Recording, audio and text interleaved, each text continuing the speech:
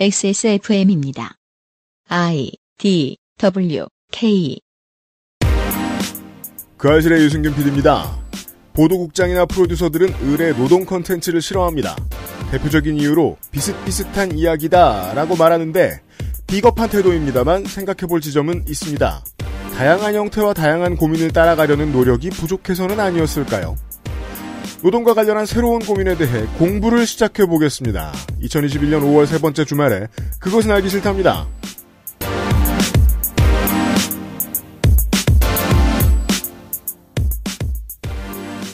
토요일에 그 알실입니다. 윤세민 에디터가 있고요. 네, 안녕하십니까. 윤세민입니다. 노동 콘텐츠, 최근에는 일로 만난 사이라는 프로그램이 있었는데. 그래요?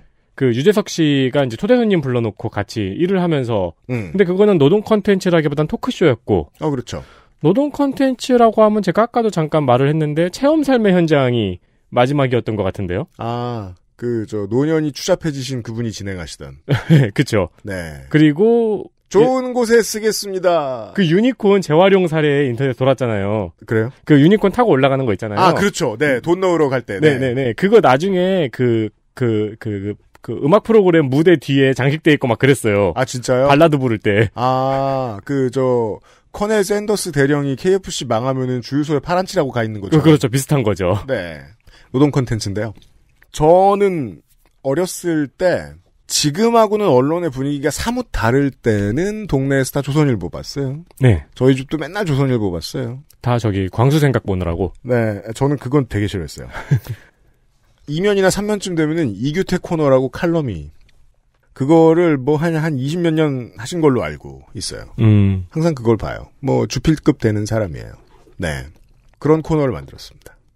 그 코너는 무슨 내용인데요? 근데 이규태 코너와 다른 점이 있다면 그 이규태 코너를 옛날에 이제 조선일보 읽어보신 분들은 아실 텐데 그냥 노인네가 지식 자랑하는 겁니다. 그래요? 네. 이게 저와 청취자분들이 지금 모르시는 분들은 이규택을 검색해야 되잖아요. 이규태 코너 있어요. 아마 83년부터 2006년까지 연재된 것으로 알고 있습니다. 네. 하지만 저희의 코너가 다른 점은 지식 자랑이 아니에요. 지금부터 방송하려고 공부해온 얘기하는 코너입니다. 보수동 책방골목에서 파네요. 하지만 이규태 코너는 하나도 안 중요합니다. 네. 잠시 후에 시작하죠. 그것은 알기 싫다는 강력한 체내 흡수율 평산네이처 야왕데이 야왕나이트, 이달의 PC로 만나는 컴스테이션, 대한민국 1호 반값 생리대 29데이즈, 경기도 김치의 진수 콕 집어 콕 김치에서 도와주고 있습니다. 콕 집어 콕. 믿어도 되는 김치를 찾을 땐 콕 집어 콕. 햇서 빙진 김치. 재료부터 공정, 유통까지 안심. 직접 구매한 재료로 만드니까요. 그러니까 김치가 생각날 땐 콕 집어 콕. 김치 떨어질 때가 다 됐죠? 저희는 떨어졌습니다. 네, 혹은 너무 익었을 겁니다. 네. 김장김치들은요. 그래서 요새 씻어가지고 볶고 있습니다. 어디서 얻어올까 고민 말고 콕 집어 콕 김치를 추천드립니다. 그럼요. 기성품의 가장 중요한 부분이죠. 네. 호불호 없이 스탠다드한 맛을 추구하는 것. 배추김치, 동치미, 석박지, 깍두기 등 다양한 품목이 준비되어 있고요. 네. 유명 호텔 프랜차이즈로 납품되는 숨겨진 퀄리티를 자랑하고 있습니다. 저희의 오래된 퀴즈인데 아직 맞춘 분이 없습니다. 어느 호텔에서 파는 김치일까요? 그거를 그냥 미각만으로 맞추시는 분이 계실까요? 분명히 육성들 중에 하나입니다. 거기에 납품되는 김치입니다. 콕 집어 콕 김치도 저희가 몇 년이 됐죠? 그러니까 말이에요. 중요한 파트너예요. 저희의 오래된. 네, 그 알실에서 저보다 오래된 파트너가 많은데. 네. 빅그린, 퍼펙트 25. 김치가 생각날 땐 여전히 콕 집어 콕 김치입니다.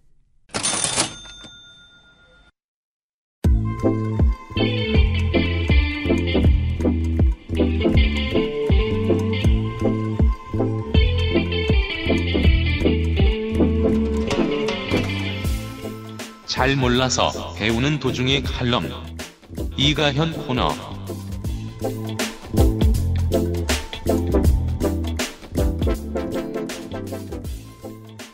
조선일보에 이규태 코너가 있고요.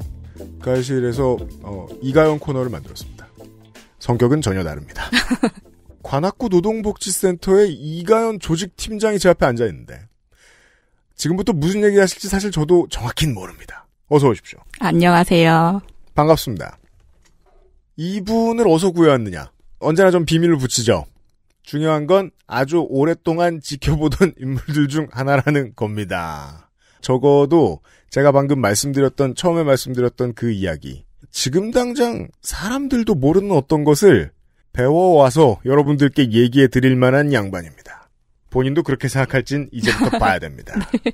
저는 그 이규택 그분이 지식 자랑을 했다면 저는 고민 자랑. 고민 얘기를 들을 거예요. 네. 문제가 있다면 이분은 직업상 남의 고민도 듣습니다. 그쵸. 오늘은 주로 그런 이야기들 많이 들을 겁니다. 소개를 해드리기가 어렵습니다. 본인이 해주십시오. 저도 저 소개를 어디서부터 해야 될지 잘 모르겠는데요. 네. 그래도 노동 이야기를 하러 왔으니까 조금 노동 관련돼서 말씀을 드리면은 네. 저는 이제 그 전에는 5년 정도 아르바이트 노동조합이라는 곳에서 활동을 했었고요. 네. 여기는 이제 위원장도 하셨죠? 네, 맞아요. 위원장도 네. 했고요. 굳이 꼭 이렇게 또 찝어주시네요. 네. 제가 그 아르바이트 노동조합에 대해서 먼저 설명을 드리면 아마 모르시는 분들도 있으실 것 같아요. 그럼요. 청취자분들이면 웬만하면 아실 것 같기도 한데 설명을 네. 드리면요. 아르바이트 노동조합은 2013년도에 생겼었고 그 전까지는 알바생이라는 이름으로 주로 불려왔었고 그래서 노동자라는 인식보다는 학생이 학업을 병행하면서 일을 하는 그래서 이제 노동자가 아니니까 돈을 좀 덜 챙겨줘도 되는 왜냐하면 배우는 사람이니까요. 생각해보면 10년대 이전에는 알바생의 노동자성에 대한 인식도 거의 없었어요. 그쵸. 예. 잠시 임시로 하는 일로만 여겨졌었는데 네. 근데 그게 아니라 이것도 하나의 직업이고 또 학생뿐만 아니라 청년뿐만 아니라 전 세대가 일을 하고 있다. 그럼요.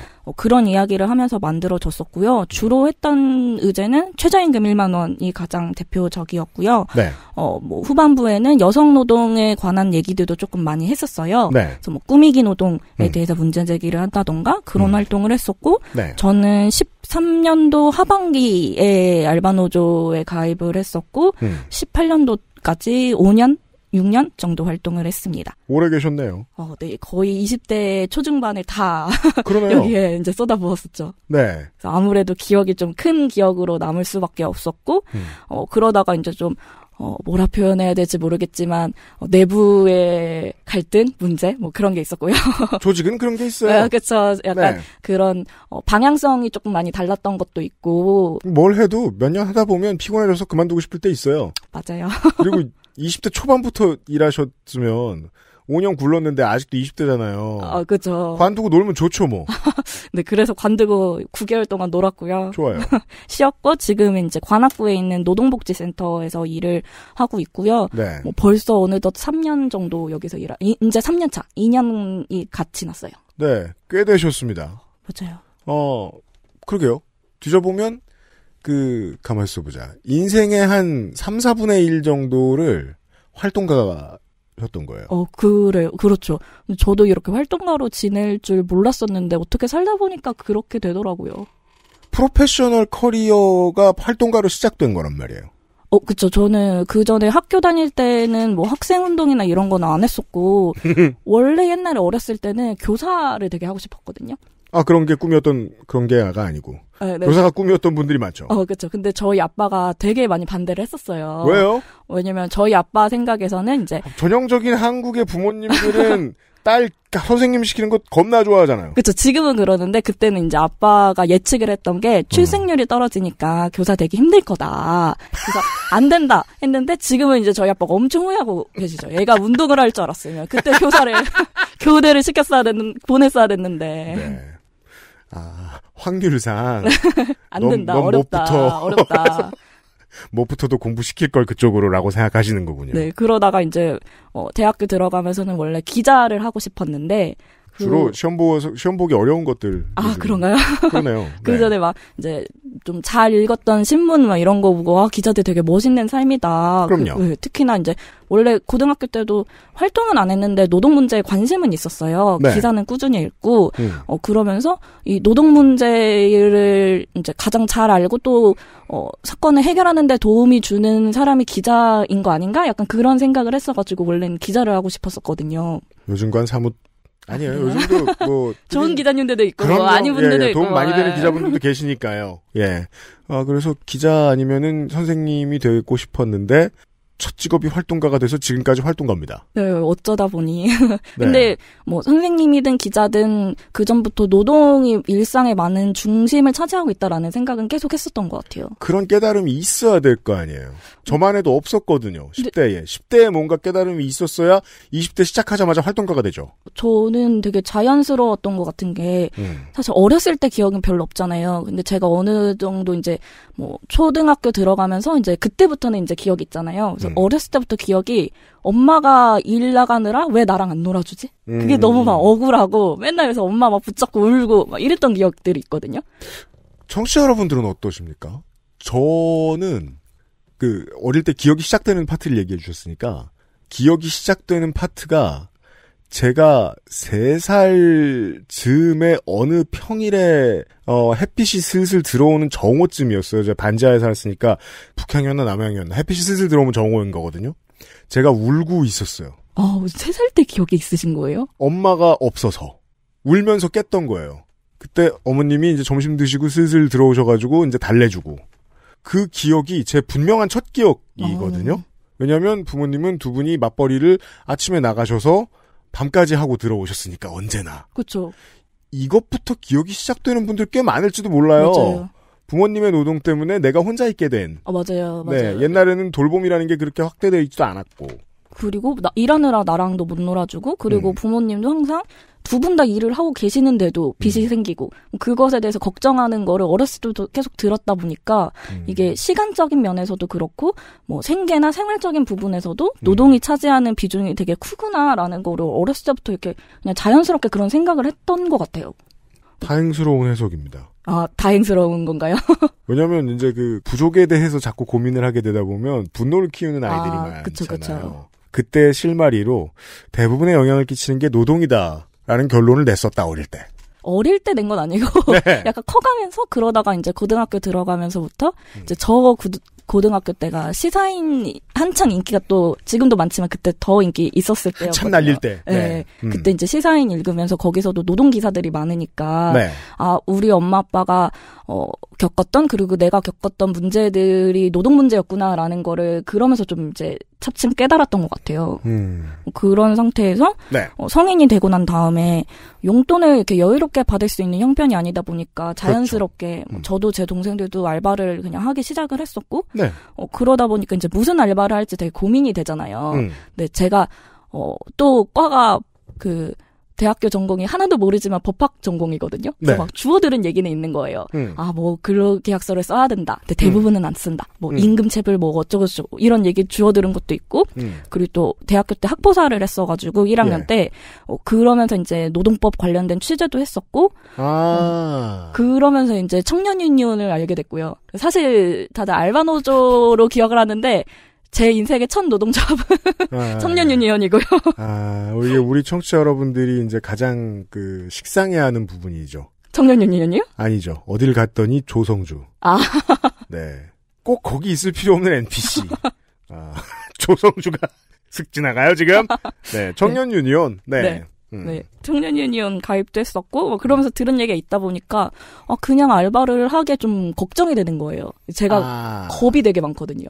지식인의 부작용이죠. 알아서 무서운. 현장 체험을 하기 전에 현장에 대해서 얘기를 너무 많이 듣다 보니까. 맞아요. 네. 다 되게 엄청 힘들고 비참하고 막 이럴 거라고 생각이 되는 거잖아요. 들은 내용들이 있으니까. 그래서 고민을 하다가 그래도 프랜차이즈 좀 큰 회사들은 법은 다 지키겠지라고 생각을 해서 알바를 하기 시작을 했었고요. 큰 프랜차이즈 알바부터 시작을 했었다. 네, 그쵸. 예. 서비스 보통 이제 20대 초반 여성들을 서비스직으로 많이 뽑으니까. 예, 그렇습니다. 그런 일들을 했었고, 그러면서 점점 더 이 문제가 나한테 있어서 지금도 중요하고 앞으로도 계속 일을 하면서 살아갈 테니까 중요하겠다라고 생각이 들어서 알바노조 활동을 좀 되게 열심히 하게 됐던 것 같아요. 네, 알겠습니다.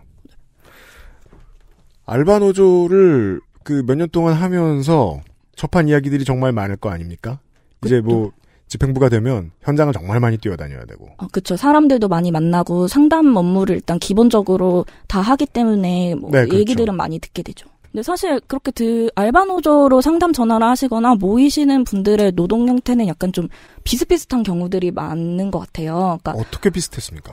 대부분 최저임금이나 최저임금 가까운 월급을 받고 일을 비정규직인데 정규직인지 비정규직인지 명확하게 구별이 되지 않는, 그러니까 정규직으로 일을 하더라도 잘리는 가능성이 되게 높고 잘려도 뭐 그 후속 문제 제기를 하기 되게 어려운, 그래서 정규직이지만 비정규직인 같은, 그리고 대부분 그냥 비정규직으로 일을 하시는 분들이 좀 많았었고요. 특히나 작은 곳에 한 곳에서 오랫동안 사장님 신임 받으면서 알바하는 친구들은 심정적 정규직들 많이 있죠. 맞아요. 상당히 중요한 일들도 막 시키고. 맞아요. 근데 난 페이드 바이 아워야. 맞아요. 시급이야. 맞아. 보면은 그분들이 다 뭐 매장 발주 넣는 것도 사장님이 아니라 알바하시는 분들이 넣는 경우도 되게 많거든요. 맞아요. 그러니까 그곳에 재고나 뭐 판매 추이나 이런 거 다 파악하고 계시는 분들도 되게 많더라고요. 커피숍 피방 이런 데 보면은 이제 뭐 제가 뭐 누구든 뭐 21살 20살 때 처음으로 알바를 들어갔다. 그럼 그 위에서 총괄을 하는 막 형 누님이 있어요. 실장님. 이 사람들도 알바죠. 알고 보면. 맞아요. 네. 한 27, 8 되는 그 언니 오빠들도. 맞아요. 네. 저도 그 전에 이제 프랜차이즈 어느 한 회사에서 뭐 그 매장에서 일을 할 때도 매니저인데 알고 보면 시급이 저랑 얼마 차이가 나지 않는 뭐 그런 형태들이 되게 많더라고요. 근데 사실 그런 분들 이제 상담 전화가 오거나 아니면 조합원들 상담을 들으면은 내용들이 사실 비슷비슷하긴 해요. 그렇습니까? 대부분 문제가 임금 체불이거나 부당해고이거나 문제들이 있고. 청취자 여러분들도 좀 많이 바로 감이 오실 거예요. 대부분의 문제죠. 네, 대부분 그런 문제들이 좀 많은 상황이었었고, 그래서 사실 알바노조에 있을 때는 저도 상담하는 게 그렇게 엄청 어려운 상담은 그렇게 많지 않았었거든요. 새로 보는 복잡한 문제가 적다, 네, 생각보다. 맞아요. 그러니까 이거는 법 뭐에 따라서 뭐뭐뭐 위반이다. 이건 임금체불이다. 이건 부당해고다라고 제가 말씀드릴 수 있을 정도로 이제 그 전형적인 되게 비슷한 반복되는 유형으로 많이 나타나는 상담들이 좀 많았던 것 같아요. 그러니까 법대 학부생도 얼마든지 애널라이즈가 가능한. 사실 수준에. 법 잘 모르는데 그럼에도 가능한. 그렇겠죠. 제가 설명했잖아요. 학부생이라고. 네, 맞아요. 네, 아무것도 몰라요. 그래도 설명해 줄 수 있을 정도로 반복되는 패턴들이 정말로 많았다. 네, 맞아요. 네. 그러다가 사실 지금 일하는 센터에서 접하는 상담 중에는 조금 센터의 특성인 건지 아니면 좀 시간이 알바노조 할 때보다 지금은 몇 년이 지났으니까 이게 시간이 지나서 플랫폼 노동도 사실 많아졌고 일이 점점 더 다양해지고 뭐 편법도 다양해진 것 같아서 뭐 그런 영향인지 아니면 이 센터가 지역에 있는 노조 밖에 있는 사람들 위주로 상담을 받아서 그런 건지, 뭐 아니면 그냥 뭐 센터의 이유인 건지는 모르겠는데 좀 제가 상담하기 어려운 상담들이 좀 많다라는 느낌이 들더라고요. 이 지점부터 재밌습니다. 오늘 1시간은 이가은 조직팀장에 대한 그냥 1시간 내내 소개일 수도 있고요. 이미 지금 소개가 끝난 걸 수도 있습니다. 저희는 원래 소개 같은 거 안 하기 때문에. 왜 그러냐면 알바노조가 하는 일을 짧게나마 우리가 지금 거의 다 접했어요. 알바들은 보통 이런 문제를 겪고 대부분 비슷한 문제를 겪고 상당히 다양한 노동 현장에 나눠져 있음에도 불구하고 그때만 해도 이 비슷한 처지에 있는 다양한 노동 형태를 가지고 있는 사람들에게 상담해주기가 어렵지 않았다. 반복되는 문제를 푸는 일이 그다지 어려운 일이 아니었다. 뭐 정말 심각한 문제면은 가서 피켓 시위라도 해주겠는데 피켓의 문구마저 비슷한 어떤 그쵸. 일들이 반복이 됐는데 지금 일하시는 곳은 관악구 노동복지센터라는 곳입니다. 관악구라는 걸 빼도 어떤 노동복지센터라 그러면 비슷할 것 같은데 알바노조랑 내가 모르는 것들이 많더라. 맞아요. 이게 물론 대부분의 상담은 여기도 임금체불이나 부당해고나 이런 상담들이 많긴 한데 네. 가끔 이제 저희 센터 같은 경우는 법률 상담을 해주시는 변호사님이 따로 계시고 이제 저는 주로 교육이나 프로그램 기획을 하면서 기초 상담 접수를 하는 일을 하고 있어요. 모르는 분들을 위해서 말씀을 드리죠. 네. 이곳도 구청과 연결이 되어 있는 곳이죠. 네, 서울시 예산으로 운영을 하고 있고 구청에서 이제 주무 관할을 하고 있어요. 예산은 시의 예산이고 네. 관입니다. 네. 네. 그런 상황인데 그래서 이제 상담 전화가 오면은 이제 어디서 일하는지, 언제부터 일했는지, 뭐 상담 받으시고 싶은 내용이 무엇인지 이제 여쭤보고 정리하는 일들을 이제 하고 있거든요. 그래서 기초적인 이제 상담 내용들을 들어보면은 알바노조에 있었을 때 상담이랑 처음에는 비슷할 거다라고 생각했었거든요. 뭐 얼마나 그렇게 많이 다르겠어. 비슷비슷하지 않을까? 임금을 떼었어요. 끝. 네, 그런 내용일 줄 알았는데 얘기를 이렇게 듣다 보면은 네? 하는 일들이 되게 은근히 많이 생기더라고요. 그리고 이분들이 좀 빨리 상담을 받고 싶은데 제가 대답할 수 없는, 잘 모르겠는 그런 상담들이 은근히 있더라고요. 꽤. 청취자 여러분 어떠실지 모르겠는데 저는 이게 너무 흥미롭습니다. 왜냐하면 노동상담, 그러니까 노무상담은 저는 고용인이잖아요. 아, 네. 고용인이 노무상담하러 가도 삶의 대부분을 얘기하게 돼요. 아, 그쵸. 삶의 거의 모든 파트가 노동이다 보니까 노동 문제를 상담하는 조직팀장한테 전화해서 얘기를 했어. 난 내 삶을 다 얘기한 거예요. 맞아요. 내가 얼마나 힘든지. 이게 왜 행복 상담소들 많이 있잖아요.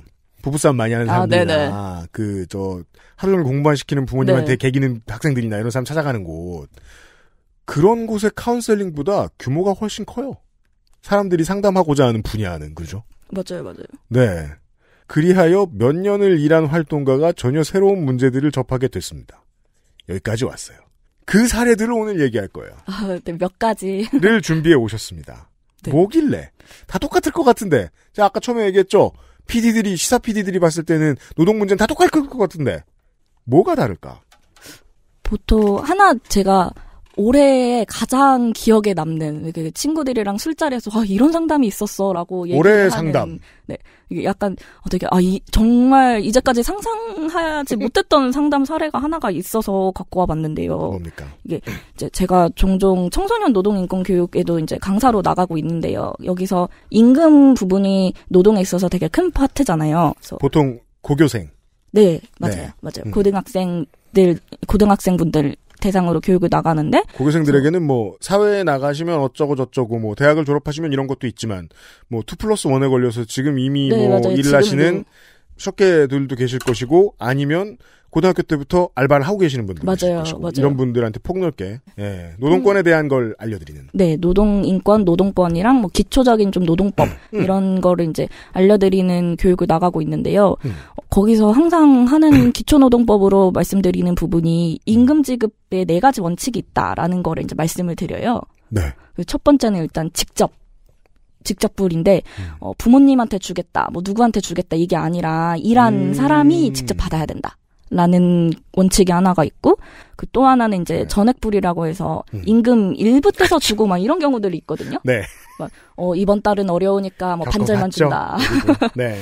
이러면 안 되고 전액 다 지급해야 된다라는 말씀도 드리고 또 정기불이어서 한 달에 한 번 이상 지급해야 된다. 뭐 이번에는 뭐 2달에 한 번 주고 3달에 한 번 주고 이런 거 안 된다라는 것과 또 하나가 이제 통화불이라고 쓸 수 있는 통화 가능한 화폐로 주어야 된다. 커런시. 네, 라는 얘기를 해요. 이거 사실 중년이 다 된 저도 전혀 새로운 얘기. 아, 그래요? 너무 기초적인 건 새롭잖아요. 아, 그쵸. 그냥 인식하지 못하면서 이렇게 다 진행되는 것들이죠. 네, 우리가 물 마시면서 수소와 산소를 생각하지 않듯이. 맞아요. 그래서 이게 정 모르고 자란 이런 사람들은요, 무슨 스포츠 선수가 연봉 받는다 그러면 1년에 한 번만 줄 아는 사람도 있어요. 1년에 한 번 딱 지급하고. 연봉? 그런 줄 알아요. 자기가 그렇게 안 해봐서 그런 걸 수도 있지만 이런 기본적인 것들을 누가 안 가르쳐줬으니까 모르는 거죠, 어른들도. 그쵸. 요런 것들이 있습니다. 들었다고 이해를 못하는 건 아니에요. 그동안 몰랐을 뿐이지. 다 이해는 됐어요. 근데 관련한 문제가 뭡니까? 이런 것들이 근데 안 지켜지고 있는 경우가 되게 많은데요. 이게 뭐하러 안 지켜? 제가 관련돼서 이제 항상 강의를 나가면 드는 사례가 2가지가 있었어요. 뭡니까? 하나는 옛날에 들었던 이제 상담 사례 중에 하나가 어떤 분이 이분이 횟집에서 일을 했는데 식당이 좀 이렇게 잘 안 된 거예요. 그래서 마지막에 일을 이제 잘리게 됐는데 그만두게 되면서 사장님이 월급 대신에 도미회를 시가로 주셨다고. 참돔. 도미회를 시가로 그 월급에 맞춰서. 또 치사하지만 성인 게 뜰 줄 아는 건 기술자인데 안 뜬 걸 주면 좀 그렇잖아요. 좀 그래도 맛있는 걸로 도미를 안 먹어봤지만 뭐 좀 약간 그런가 봐요. 실물로 주는 경우. 네. 이거는 통화 가능한 화폐가 아니잖아요. 뭐 이걸로 거래를 할 수 있는 게 아니잖아요. 개발도상국 시절에나 우리나라에서는 많았다고 생각했는데 요즘도 있을 수 있군요. 이렇게. 네, 이런 상담 사례가 있어가지고 이렇게 받으면 안 된다라는 말씀도 드리고요. 참돔을 받았다. 또 하나는 예전에 2015년도에 서울우유에서 있었던 사건 하나인데요. 네. 그때 이제 소비자들이 우유를 좀 덜 마셨나 봐요. 우유 소비가 줄어가지고 회사가 어렵다 해서 급여 일부를 우유로 대신 지급을 한 일이 있었거든요. 그래서 이게 직급별로 뭐 사원은 10%, 월급의 10%를 우유로, 임원은 월급의 40%를 우유로 이렇게 지급을 했다고 하더라고요. 이사님은 그 우유로 뭘 해야 되는 거예요? 그러니까요. 그렇고 근데 회사에서는 이게 나중에 해명을 한 게 직원들이 자발적으로 구입을 한 것이다. 뭐 이렇게 임금의 40%어치의 우유를 이렇게 기사에는 이렇게 식으로 인터뷰 해명을 하시더라고요. 그럼 집에 거대한 교육기가 있다는 거 아니에요? 치즈를 만들 수 있는. 집에 다 나눠주고 해도 되게 좀 그렇잖아요. 그렇죠. 근데 이게 자발적이라고 하는데 정말 이게 자발적인가? 그럴 리가 없죠. 네, 그렇죠. 네. 그래서 이것도 임금 지급 원칙을 위반한 사례로 자주 들고 있는데요. 뭐 특히나 이제 편의점에서 일하는 청소년 분들이 많으신데 거기는 이제 폐기 음식을 급여 대신에 주는 경우도 종종 있거든요. 그런 거 안 된다. 뭐 이렇게 많이 말씀을 드리고 있죠. 예를 들어 이제 밤 시간대에 막 손님이 들고 와서 바코드를 찍어봤더니 팔 수 없게 된 지 10분 지난. 네. 이런 것들을 주는 건 괜찮은데. 네. 어차피 처분할 수 없으니까. 네. 주는 건 괜찮은데 그걸 지급해야 되는 임금에 산입하겠다라고 점주가 생각하는 건 위법이다. 네. 그러게요. 이거 고교생들이 배웠을 때하고 안 배웠을 때 효과가 다르겠네요, 이게. 그렇죠. 아니면 이런 거를 듣지 못한 상태에서는 그냥 원래 다 이런가 보다라고 생각을 하기가 십상이죠. 그것도 제가 늙어서 그런가 봐요. 까먹었네요. 알바할 때 그런 생각 많이 했었거든요. 이게 이렇게 이상한 거는 원래 그런가 보다. 맞아요. 맞아. 저도 사실 일하면서 그렇게 생각을 많이 했던 것 같아요. 그러니까 처음에 일할 때 근로계약서를 안 쓰고 일했었거든요. 근데 그냥 어떻게 얘기하지? 몰래 그냥 나 말고 다른 사람들도 근로계약서 안 쓰고 그냥 다 일하니까. 약간 그런 분위기에 그냥 어영부영 넘어가게 되는 일들이 많이 생기는 것 같아요. 지금 기억났네요. PC방에서 아르바이트를 할 때 뒷사람이 조금 늦었을 때 일을 해주면 맞아요. 뭘 줬어요. 서로 그러니까 아니요. 사장님이 네. 창고에 있는 뭘 줬어요. 연장수당이나 뭐 급여 더 주는 게 아니라 물건으로 줬죠. 근데 이제 22살의 이 어린 놈은 바보는 스타크래프트 CD가 공짜로 생겼으니까 좋아하면서 집에 가죠. 그렇죠. 그리고 이게 작은 사업장일수록 사장이랑 같이 일을 하는 경우가 많잖아요. 그렇죠. 그러면 이제 인간적인 관계가 생기니까 이게 불법이다 위법이다라는 거 알아도 문제 제기를 꺼려하시는 분들이 많더라고요. 상담 듣는 입장에서는 그냥 좀 드라이하게 상담하는데 오늘이 피곤하기도 하고 이거 법으로 설명해 줄 수도 없는데 이런 걸 왜 나한테 얘기해 싶지만 사장님이랑 친해지는 바람에 내 권리를 주장할 수 없게 된 사람은 말할 수 없어서 답답할 거 아니에요. 그렇죠. 근데 약간 상담도 법 위반이어서 오시는 상담자분들도 있는데 또 어느 분들도 많냐면 법이 위반인데 사장이 나한테 인격 모독을 했어.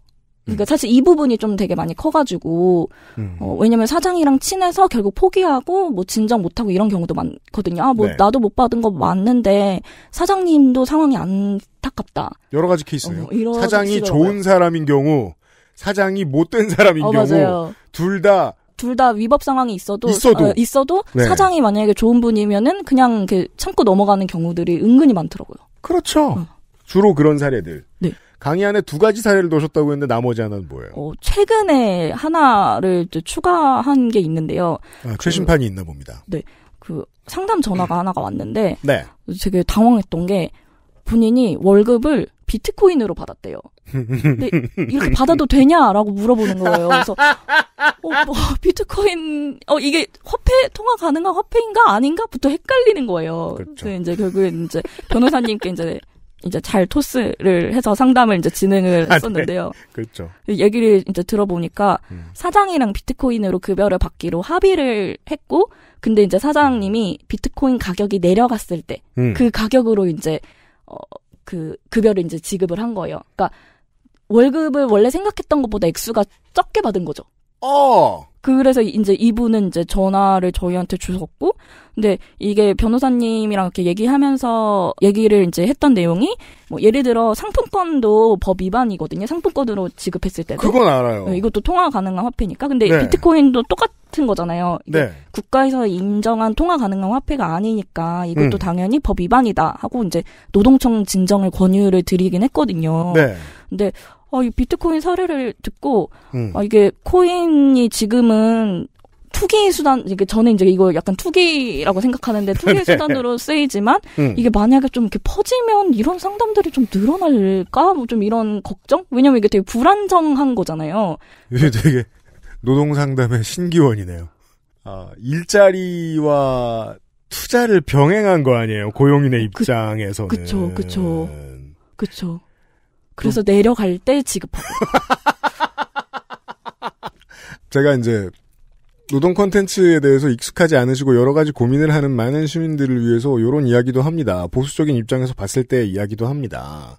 예를 들면 최근에는 기업의 임원들, 이제 전문 경영인들도 그렇고, 전문 경영인들은 원래 오랫동안 그래왔고, 최근에는 심지어는 스포츠 선수들마저도 자신의 가치를 이제 투자 상품으로 바꾸어 놓은 방식으로 그걸 투자 상품과 연계해서 연봉을 받고 이런 분들이 있어요. 자기가 잘하면 계약을 새로 하지 않아도 연봉이 올라갈 수 있게 만들어 놓은 어떤. 근데 그건 기본적으로 돈을 많이 받는 비정규직. 예. 그렇죠. 이 경우는 근데 그런 것도 아니잖아요. 10억대 비정규직. 이런 것의 얘기인데, 최저임금 정도를 왔다 갔다 하는 선의 알바인데, 크립토커런시의 가격이 내려가면 최저임금보다 못 받게 될 수도 있는 거고. 그쵸. 요거 신기하네요. 그쵸. 근데 이거를 제가 너무 궁금해서 이런 경우가 또 있나 알아보니까 알아보셨어요? 네, 최근에 미국 마이애미에서 시장이 기자회견을 했더라고요. 프랜시스 수아레즈 시장이죠. 네, 근데 네. 그 기자회견 내용이 공무원 직원 중에 원하는 사람에게는 급여를 비트코인으로 지급하겠다. 그렇죠. 그래서 그리고 이제 세금도 비트코인으로 납부할 수 있게 하겠다라고 이제 발표를 했고 지금 현실성 조사를 하고 있다. 네. 이렇게 기사를 봤는데요. 이게 이렇게 되면은 국가가 암호화폐를 통화 가능한 화폐로서 국가가 인정을 하는 거잖아요. 네. 근데 코인은 계속 가치가 극심하게 그렇죠. 변동을 하는데 네. 이게 괜찮나? 왜냐면 급여는 노동자가 안정적인 생활을 유지하기 위한 목적도 그렇죠. 있는 거잖아요. 네. 근데 이런 불안정한 추세가 늘어나면 괜찮나? 근데 이걸 어떻게 미국 마이애미에서는 하겠다는 거지? 약간 좀 그런 고민? 의문이 들게 되더라고요.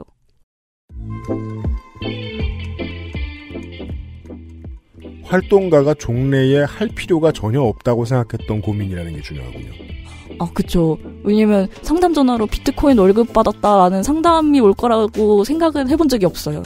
없죠. 제가 아는 한 시민운동가랑 활동가들은 투자 시장이랑 제일 멀리 떨어져 있는 사람들. 그쵸. 네. 돈은 그냥 종이랑 굴인 줄 알아요. 그냥 적금만 차곡차곡. 예, 그냥 짜장면 값이 올랐네. 월급은 똑같은데 이 마인드로 그냥 멈춰서 있는 사람들이래 가지고 투자 가치에 리스크를 거는 경제가 노동권의 일부로 들어온다는 질문을 해볼 일은 없죠. 세상은 변하고 있군요. XSFM입니다.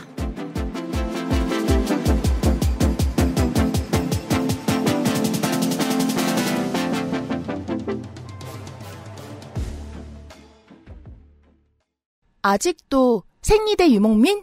어떤 생리대를 써야 할지 불안하신가요? 100% 유기농, 발암물질 유해 성분 불검출. 어떠한 피부에도 자극 없이 안전하게. 무화학 수압 가공. 100% 국내 생산. 믿을 수 있는 생리대. 소중한 사람들, 소중한 당신에겐 29데이즈 유기농 리얼 코튼 울트라 슬림. 건강기능식품 광고입니다. 오늘도 활력 있는 하루 되세요. 활력은 얼어 죽을. 되던 것도 안 되고 멀쩡하던 것도 안 움직이는데 집에 가서 빨래하고 설거지하고 눈 뜨면 내일 아침이야. 밤엔 잠을 자야지. 시간이 무한정 있나? 당신은 시간이 무한정 있어요?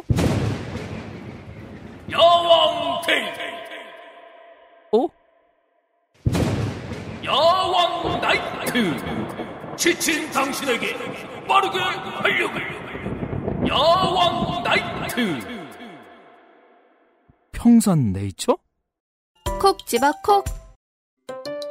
좋은 원료를 쓴 김치를 만들 시간이 없을 땐 콕 집어 콕. 배추, 무, 고춧가루, 생강, 전부 국산. 다시마, 홍합, 표고버섯도 아낌없이 쓰죠. 그러니까 김치가 생각날 땐 콕 집어 콕.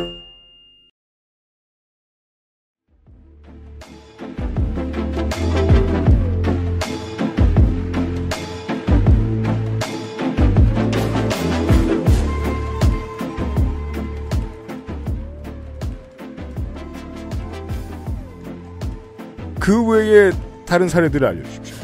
또 은근히 많은 상담이 네. 법에서 명시한 숫자를 살짝 부족하게 채워서 그 법의 의무를 회피하는 편법을 사장님들이 이제 쓰시는 경우들이 되게 은근히 또 되게 많더라고요. 법에서 명시한 숫자를 부족하게 회피하는 방식. 티 안 나는 만큼만 밑장을 뺀. 네, 딱 그 편법을 이용하는 네. 경우들이 많더라고요. 청취자 여러분들 들으셨던 지난주에 주말에 노동하는 판매 서비스직 노동자들이 노동절이랑 겹친 주말이 왔을 때 이틀에서 사흘에 휴일을 잃어버리는 상황 얘기 드렸는데 그런 거랑 비슷할 수도 있겠군요. 네, 그렇죠. 보죠. 예를 들어 퇴직금은 1년 이상 일을 할 경우에 이제 지급을 하는데 그럼요. 이제 퇴직금을 지급을 피하기 위해서 지급 의무를 피하기 위해서 계약을 11개월로 맺는 경우는 많고 네. 그리고 진짜 회사가 정말 못됐다 싶은 경우들은 363일, 364일 이렇게 계약서를 쓰고 일을 하신 상담자분들이 꽤 계시더라고요. 와우.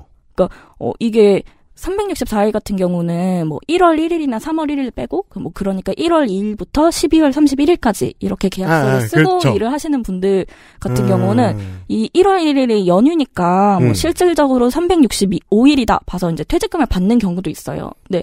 원래는 그게 맞는 것 같은데. 그렇죠. 근데 이것도 그냥 받는 게 아니라 다 노동청 징정 넣고 불복하면 재판까지 가고 이래야 받을 수 있는 그런 상황들이 있고요. 제도 악용의 케이스는 들을 때마다 참 새롭고 활동가나 상담하는 양반들의 입장에서는 정말 성악설을 믿게 되는 게 1월 1일부터 일한다는 건 1월 2일부터 출근한다는 거잖아요. 그렇죠. 그리고 12월 31일까지 일했다는 건 아이고. 근데 이런 경우는 그래도 어렵지만 인정을 받긴 한데 1월 1일이 아니라 아니면 362일, 363일 이렇게 맺은 경우는 사실 못 받는 경우가 많다라고 하더라고요. 계약서에 날짜가 그렇게 써 있으니까. 네. 1년이 안 됐으니까 퇴직금 못 받는 경우가 많은데, 그래서 이것도 사실 퇴직금도 취지 자체는 되게 좋잖아요. 이제 그럼요. 일을 그만두거나 아니면 그만두게 되거나 하는 상황에서 안정적으로 생활하기 위해서라는 취지는 되게 좋은데, 지금 이렇게 1년으로 딱 명시가 되어 버리니까 편법들이 발생을 하고 있는 상황이고, 그래서 저는, 1년이라고 하는 게 아니라 좀 1년 미만 노동자도 비례적으로 좀 적용을 해야 되지 않을까? 이런 좀 고민이 들더라고요. 오늘의 이야기는요, 결론보다도 고민. 질문들이 얼마나 많이 쏟아져 나오느냐가 중요하잖아요.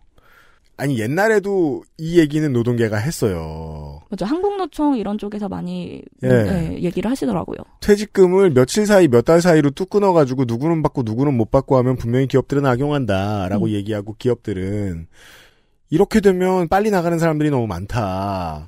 그리고 오래 일한 사람들의 노동의 가치를 인정하기 위해서라도 어느 정도의 울타리가 필요하다라고 이야기하는데 이 질문이 좀 더 커지는 이유는 이제 많은 시민들이 엔잡러가 되고 있기 때문이잖아요. 맞아요. 직업도 고르고 놓고 싶을 때 몇 가지를 놓을 수도 있고 그렇다면 노동기간은 한 업체를 위해 일하는 노동기간은 점점 짧아지는 게 전 세계의 트렌드일 테니까 맞아요. 이 고민을 더 화끈하게 해야 될 거예요 아마. 맞아요. 그리고요. 그리고 또 편법 많이 쓰고 있는 게 기간제법상 2년 이상 근로하면은 원칙적으로 정규직 무기계약직으로 전환을 해야 되잖아요. 우리가 오랫동안 얘기하는 거죠. 1년 11개월. 맞아요. 그런 계약을 맺고 걱정하시는 분들의 상담이 꽤 많고요. 센터에도. 네. 100% 1년 11개월이다 이렇게 식으로 얘기하시죠. 맞아요. 네. 그리고 또 주휴수당 상담도 꽤 많아요. 그러니까 주휴수당도 15시간 이상 근무를 해야 지급을 하도록 되어 있는데 네. 그래서 주 14시간 14시간 30분 이렇게 계약을 하시는 경우들이 되게 많고요. 분명히 대한민국 어딘가에는 14시간 59분짜리 계약서가 있겠군요. 맞아요. 그럴 수도 있을 것 같아요. 네. 저도 옛날에 14시간 30분으로 계약서를 쓰고 일한 적이 있었거든요. 아, 정말요? 네. 근데 저는 이제 계약서만 그렇게, 이것도 되게 문제인데, 근로계약서는 14시간 30분 주에 그렇게 써놓고, 실제로는 주에 30시간 이렇게 일을 해서, 나중에 청구해서 받긴 했어요. 진정 넣고. 계약서를 그렇게 쓸 마인드의 사장이면 그 시간만 일 시키지 않죠? 그쵸. 아, 근데 저 말고 다른 분들은 14시간 30분으로 실제 일을 시켰었어요. 그 사장님이. 진짜요? 왜 혼자 이렇게 오래 일하셨어요? 모르겠어요. 저만. 근데 그것도 뭐 그렇게 오래 일을 못했었는데. 네.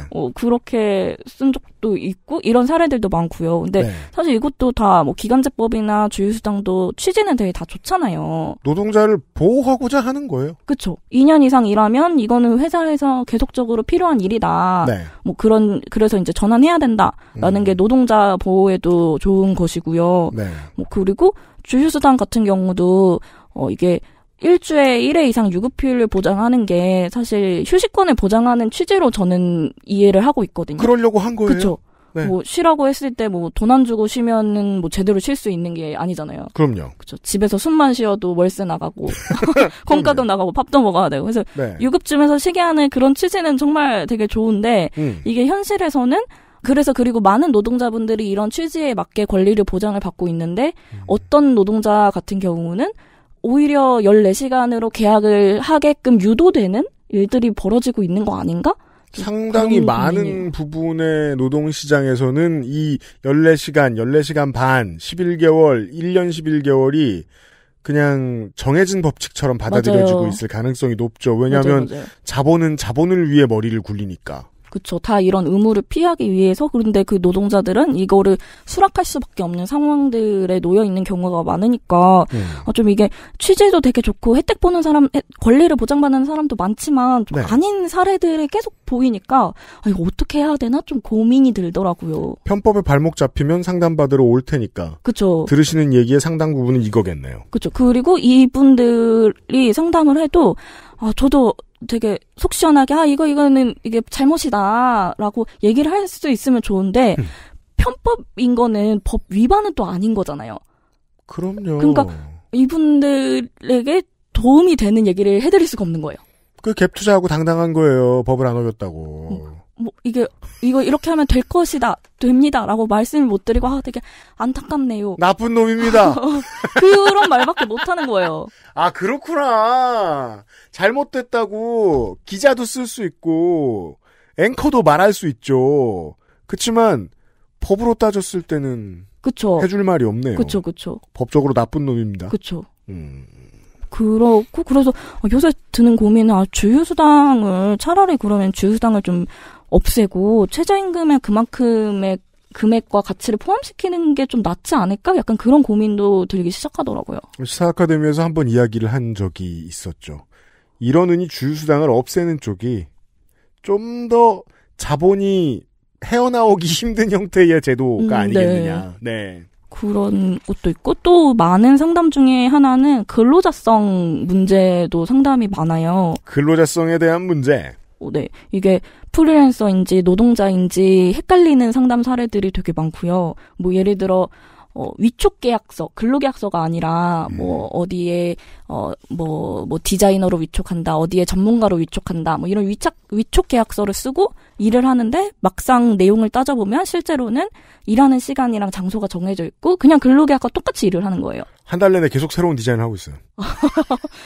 그런 경우도 되게 많고 뭐 네. 카카오톡으로 업무 지시를 받고 각자 작업량을 온라인으로 할당을 받아서 이제 이루어지는데 그러면 이제 그리고 이제 그 건수로 이제 돈을 받는 경우들도 되게 많은데 근데 네네. 실제로는 채용 공고나 이런 거는 뭐 알바몬이나 뭐 워크넷이나 뭐 이런 채용 사이트에 올라오고 약간 근로자랑 유사하게 일을 하는 경우도 많고요. 자, 이게 참 그 이해하기가 쉽지가 않습니다.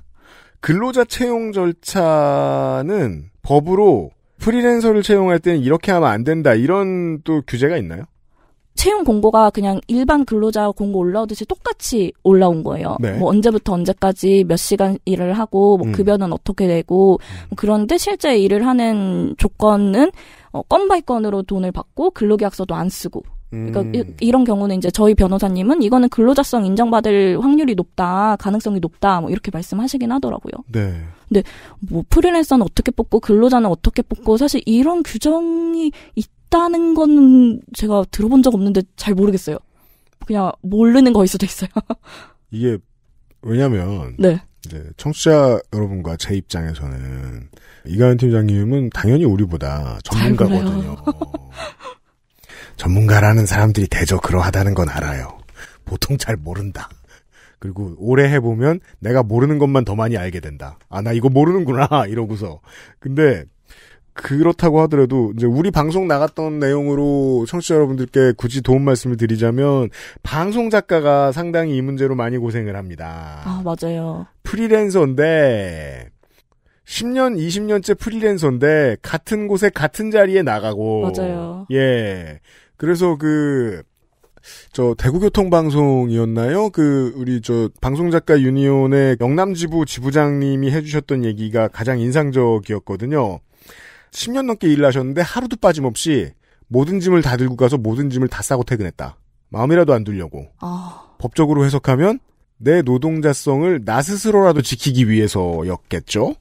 근데 실제로 그런 위치에 계신 분들이 많아요. 맞아요. 요새는 정규직으로 일을 한다고 하더라도 막 5년 이상 일을 하기 쉽지 않잖아요. 회사가 망하기도 하고요. 그렇죠. 네. 그런데 프리랜서, 형식은 프리랜서인데 한 네. 회사에 소속되어서 10년, 20년 이렇게 일을 하는데 그게 프리랜서인가? 좀 잘 고민이 많이 되는 것 같아요. 근데 요새는 그래서 그런 상황에 있어서는 노동자성을 많이 인정받는다고는 하긴 하더라고요. 예전보다 나아지긴 했지만 네. 사각지대는 여전히 겁나게 넓은 것 같아요. 저희 방송에 나갔던 거 기억해보면 우리 경비 및 미화 노동자들도 그렇고. 예. 아, 맞아요. 아, 당연 정규직이어야 될 거 아니에요? 경비는 사실 필수 업무죠, 회사에서. 그리고 또 연령층이나 이거 하는 케이스를 보면 종신직으로 해도 돼요. 근데 아니죠. 겁나 프리랜서죠. 내일 자를 수 맞아요. 있고 보통. 아, 그런 것도 엄청 많죠. 맞아요. 네. 그리고 또 기억나는 상담 중에 하나는 원래 근로자로 이제 노동자로 일을 하고 있었는데 프리랜서 계약을 쓰자라고 사장님이 얘기를 해서 프리랜서 계약으로 이제 전환을 했대요. 보통 그런 건 일이 바뀌어서 그런 건 아닐 아니요. 거예요. 근데 이 경우는 일도 다 똑같았어요. 그렇죠. 똑같은 일을 하는데 계약 형식만 바뀐 상황이었는데요. 근데 그러면서 일은 똑같은데 급여가 기본급이 없는 형태로 바뀐 거예요. 그냥 급여 조건이 더 불리해졌고요. 그쵸. 약간 수당이나 기본급 외에 다른 부분으로 건당 이런 식으로 돈을 이제 받으셨고, 네. 그래서 이분이 나중에 임금체불이 조금 있었고, 그리고 이런 경우는 이제 퇴직금이나 프리랜서는 지급할 의무가 없잖아요. 그래서 이제 그렇죠. 나중에 노동청을 가셨는데, 노동청에서 노동자성을 인정받지 못하신 거예요. 그래서 저희한테 상담을 하신 경우가 있었어요. 그게 참, 노동 문제의 경우에 특히 이상하더라고요. 일은 똑같은데. 관청이 노동자한테 이미 뺀질 났어요. 결론이 난 다음부터 수습해야 되는 거잖아요, 그러면. 그런 상담도 되게 많죠. 그런 케이스가 되게 많고. 그렇죠. 저희도 제가 그래서 교육 나갈 때도 항상 하는 얘기가 회사를 그만두기 전에 먼저 상담을 받아라라는 말씀 많이 드리거든요. 그렇죠. 왜냐하면 그래야 필요한 자료들이 뭐가 있는지도 미리 모을 수도 있고 증언도 확보할 수 있고 전장 안에 있어야 싸울 수 있죠. 네. 그리고 가장 많이 부딪히는 경우가 이분은 이제 해고라고 주장을 하는데 사직서를 쓰신 경우가 있어요. 그건 뭐예요? 그러니까 회사에서 이제 저도 사실 그런 적이 있었는데. 그래요? 네. 설명 좀 해주십시오. 회사에서 이제 해고를 시키잖아요. 네. 그만두게 하던데 회사에서 혹시 그거를 이제 자기네들이 해고이지만 해고가 되면은 부당해고로 문제 제기할 수도 있고 해고 예고 수당이나 이런 여러 가지 문제들이 걸리니까 사직서를 받는 경우들이 되게 많아요. 그러면 그러니까 사직서를 쓰라고 저쪽에서 강요하는 것. 네, 해고가 아니라 너가 원해서 그만둔다라는 사직서인데 이거를 쓰면은 나중에 내가 해고라고 문제 제기를 못한다라는 얘기를 듣거나 인식을 하지 못하는 상태에서는 그냥 다들 이렇게 퇴사할 때 하는 문서구나. 내가 원해서 쓴다라는 그런 의미가 아니라 그냥 이거 퇴사한다라는 뭐 약간 문서구나라는 생각을 많이 하시는 것 같아요. 저도 그랬었고. 아니 이거는 마치 그것이 알고 싶다 해서 가끔 보는 강요당한 자백 있잖아요. 네. 강압 수사를 당해보지 않은 사람은 심정적으로 절대 이해하지 못하잖아요. 아, 그쵸. 아니 왜 짓지 않은 죄를 자기가 졌다고 자백을 하지? 그쵸. 어떤 사람들은 아니 뭐 거기 회사에서 협박한 것도 아닌데 왜 사직서를 쓰냐라고 하시는 분들도 있는데 사실 뭐 협박이나 이런 의무가 이런 얘기가 아니라 그런 분위기 이걸 써야 된다 이게 쓰는 게 당연한 거다 이거는 회사의 절차다라는 분위기가 이렇게 형성이 되어 있고 그런 상황에서는 별다른 의심 없이 쓰게 되죠. 자본주의의 되게 고전적인 가스라이팅인 것 같아요. 아 어떻게 보면 그럴 수도 있네요. 예, 회사가 하라고 하니까 네. 의뢰하는 일인 안 것처럼. 하는 것보단 낫지 않겠는가? 맞아요. 예, 맞아요. 근데 이렇게 되면은 해고도 못 다투고 실업급여 받기도 어려운 경우가 많거든요. 아 그래요? 왜냐하면 자기가 원해서 그만둔 거잖아요. 사직서라는 의미가요. 인류가 아직 가스라이팅의 개념에 익숙치가 않잖아요. 그 노동청은 언제나 늦잖아요. 그쵸. 이건 가스라이팅입니다. 라고 하지 않고. 그쵸. 네가 썼네. 그쵸. 이 상태에서 만약에 해고를 다툰다 하면은 너무 명백하게 사직서가 있으니까 지는 그러네요. 경우가 사실 많고요. 그래서 항상 서명을 하기 전에 고민이 된다 싶으면 먼저 상담을 받아라라는 얘기를 좀 많이 드리고 있어요. 그만두기 전에 그리고 서명하기 전에 먼저 상담받자. 이게 정말 만약에 뭐 중소기업으로 보죠. 그나마 양심적이면 다른 돈 나가기 전에 퇴직금 쟁여놨던 걸 빨리 풀어서 정리해고를 합니다. 그리고 인력을 줄이죠. 근데 그게 아니고 업계에 따라 그런 경우가 있습니다만 인력을 줄일 수 없는 업계다. 사실 그러면 저는 폐업하고 빚 떠안는 게 오너의 제대로 된 태도라고 생각합니다만 오너들 뭐 먹고 살아야 하는 사람 아닌 건 아니잖아요. 그래서 인력을 안 줄이는 대신에 이 사람들을 다 비정규로 전환. 네. 똑같은 일하는 사람들을 비정규로 전환하고 네. 점점 더 급여 조건이나 후생 조건을 나쁘게 만드는 방식으로 계약을 다시 하고. 맞아요. 그런데도 안 되면 이제 사직서를 바꾸고. 자기 손으로 쓰게 만들고. 네. 그래도 넌 계속 일할 거야라고 얘기했다가 말을 나중에 바꿔버리기도 하고. 사실 저는 직접 당해보지 않아서 제가 가장 흥미롭게 들었던 얘기는 어느 날 택시를 탔는데 회사 택시였습니다. 이 기사분이 잠시 그 인력관리 일을 하셨나봐요. 네. 인사부장님을 하셨나봐요. 그 회사에서. 그러면서 저한테 최근에 겪은 일이라 자랑을 하시는 거예요. 그때만 해도 그 택시기사와 손님이 말하는 게 그다지 네. 문제가 되지 않던 네. 시절이었어요. 사내에서 문제가 되거나 아니면은 불만을 많이 터뜨리는 택시기사를 자르는 방법. 아, 그거를 자랑으로 이렇게 말씀하신 거예요? 네, 에 대해서 자랑을 하시더라고요. 락커 위치를 자주 옮긴다. 업무 쉬프트 시간을 자주 바꾼다. 뭐 휴일을 가끔 뺀다 등등의 못 견뎌서 나가게 하는 방식 막 이런 거. 그 자랑하는 거 보면서 생각했죠. 야, 저게 누군가한테는 참고서처럼 마련이 네. 돼 있을 거라는 거 아니에요. 그렇죠. 그런 방식으로 기업들이 많이들 참고해서 할 것 같아요. 그리고 방어를 그런 조그마한 택시 회사가 그러는 걸 그쵸, 보면. 그쵸. 근데 방어를 위한 기법들은 국가도 안 아껴줘 이러니까 나이 다 먹고 이제 직장생활 한참 한 후에도 그제서야 겨우 생각나서 여기저기 뒤져봐가지고 이제 이가연 팀장한테 전화를 할 거라는 거 아니에요. 그렇죠. 그런데 이미 서명을 하시고 오시고. 그걸 걷다 대고 뭐라 말하기. 오늘 나온 사례들이 뭐라 말해주기가 어려운 사례들이네요. 그쵸. 뭔가 이거를 같이 해결을 해드리고 싶은데 해결을 못 해드리니까 더 약간 좀 속상한, 되게 약간의 회의감, 속상함 좀 이런 감정들이 생기더라고요. 급여를 이더리움으로 받기로 했다는데. 그게 오르길 바라세요? 뭐 이런 질문을 할 수도 없고. 복잡한 질문들 투성입니다, 오늘은. 맞아요. 네, 또요. 또 이런 상담 사례는 저희 센터 말고도 요새 또 많은 것 같은데 되게 구조가 복잡한 경우가 많잖아요. 회사가 있고 그런데 이 회사 밑에 대행사가 있고 또 밑에 인력 공급 회사가 있고 그 밑에서 일하시는 분이 저희한테 상담 전화를 주셨는데 하청에서 일하시는 분. 네. 그렇죠. 그러면 계약은 이제 인력 공급 회사랑 계약을 했는데 업무 지시는 대행사가 하고 근데 업무 내용은 회사를 위해서 하는 거고 그래서 중간에 누구 하나가 돈을 안 주면 이분은 돈을 못 받는 거예요. 삼성전자 서비스 케이스.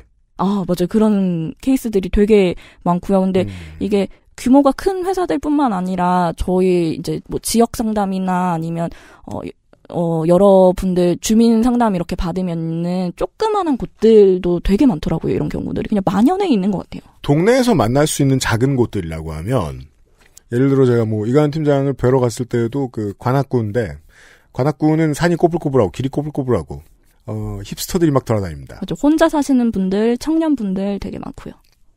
제가 무시해서 죄송합니다. 힙스터라고. 힙스터 무시였던 거예요? 그렇죠. 저는 무시라고 생각 안 했어가지고요.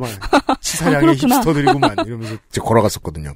그런 곳에 보면 예쁜 커피숍들이 있습니다. 맞아요. 커피숍 사장님이 이제 빚을 땡겨가지고 장사를 하려고 하면은 뭐부터 해야 되죠? 가게를 알아본 다음에 공사를 해야죠. 인테리어 사장님을 만납니다. 인테리어 사장님은 조명업체에 하청을 주고 콘크리트 업체에 하청을 주고 맞아요. 배관 업체에 하청을 주고 칠하는 업체에 하청을 줍니다. 직접 일하러 오시는 분은 내가 누구 돈을 받고 일하러 오는지 알 필요도 없습니다. 근데 그 중에 누군가가 오랫동안 같이 일했다가 어디 도박빚이라도 져가지고 들고 튀었다. 갑자기 대금을 못 준다. 이러면 문제가 생기더라고요. 그렇죠.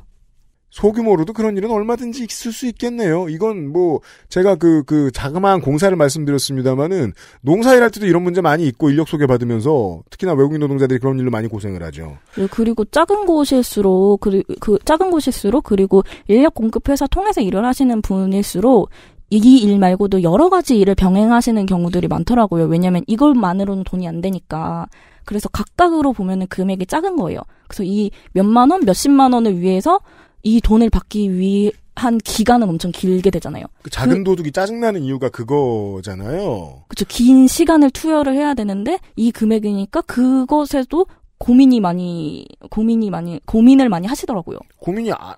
저 중고나라에 사기당한 거 아직도 기억해요. 15년 전에 키보드 6만 원 도둑 맞은 거 안 보내줬거든요. 근데 그거 6만 원을 위해서 경찰서 가고 이 지난한 과정을 거쳐야 되냐. 그래서 승리하면 내가 기쁠까? 그렇죠. 그 시간을 들여서. 이 소액 사기는 그게 문제잖아요. 근데 내가 엔잡러야. 대리운전도 하고 라이더 일도 하고 헬퍼 일도 하시고 그런 것도 때때로 하실 수 있잖아요. 그리고 다른 일도 하시고. 근데 그중에 한 곳에서 인력 소개 업체가 떼먹었어. 그건 진짜 짜증나고 해결할 수 없고 오랫동안 기억에 남겠네요. 그렇죠. 그리고 이것을 또 회사 입장에서도 아니까 그냥 무시하고 지나가는 것처럼 느껴질 때가 있더라고요. 이분 상담만 들으면. 그러니까 정말 화가 나셨어. 그렇죠. 그래서 근로감독관을 찾아갔습니다. 근로감독관이 전화해도 콧방귀 낄 수 있다.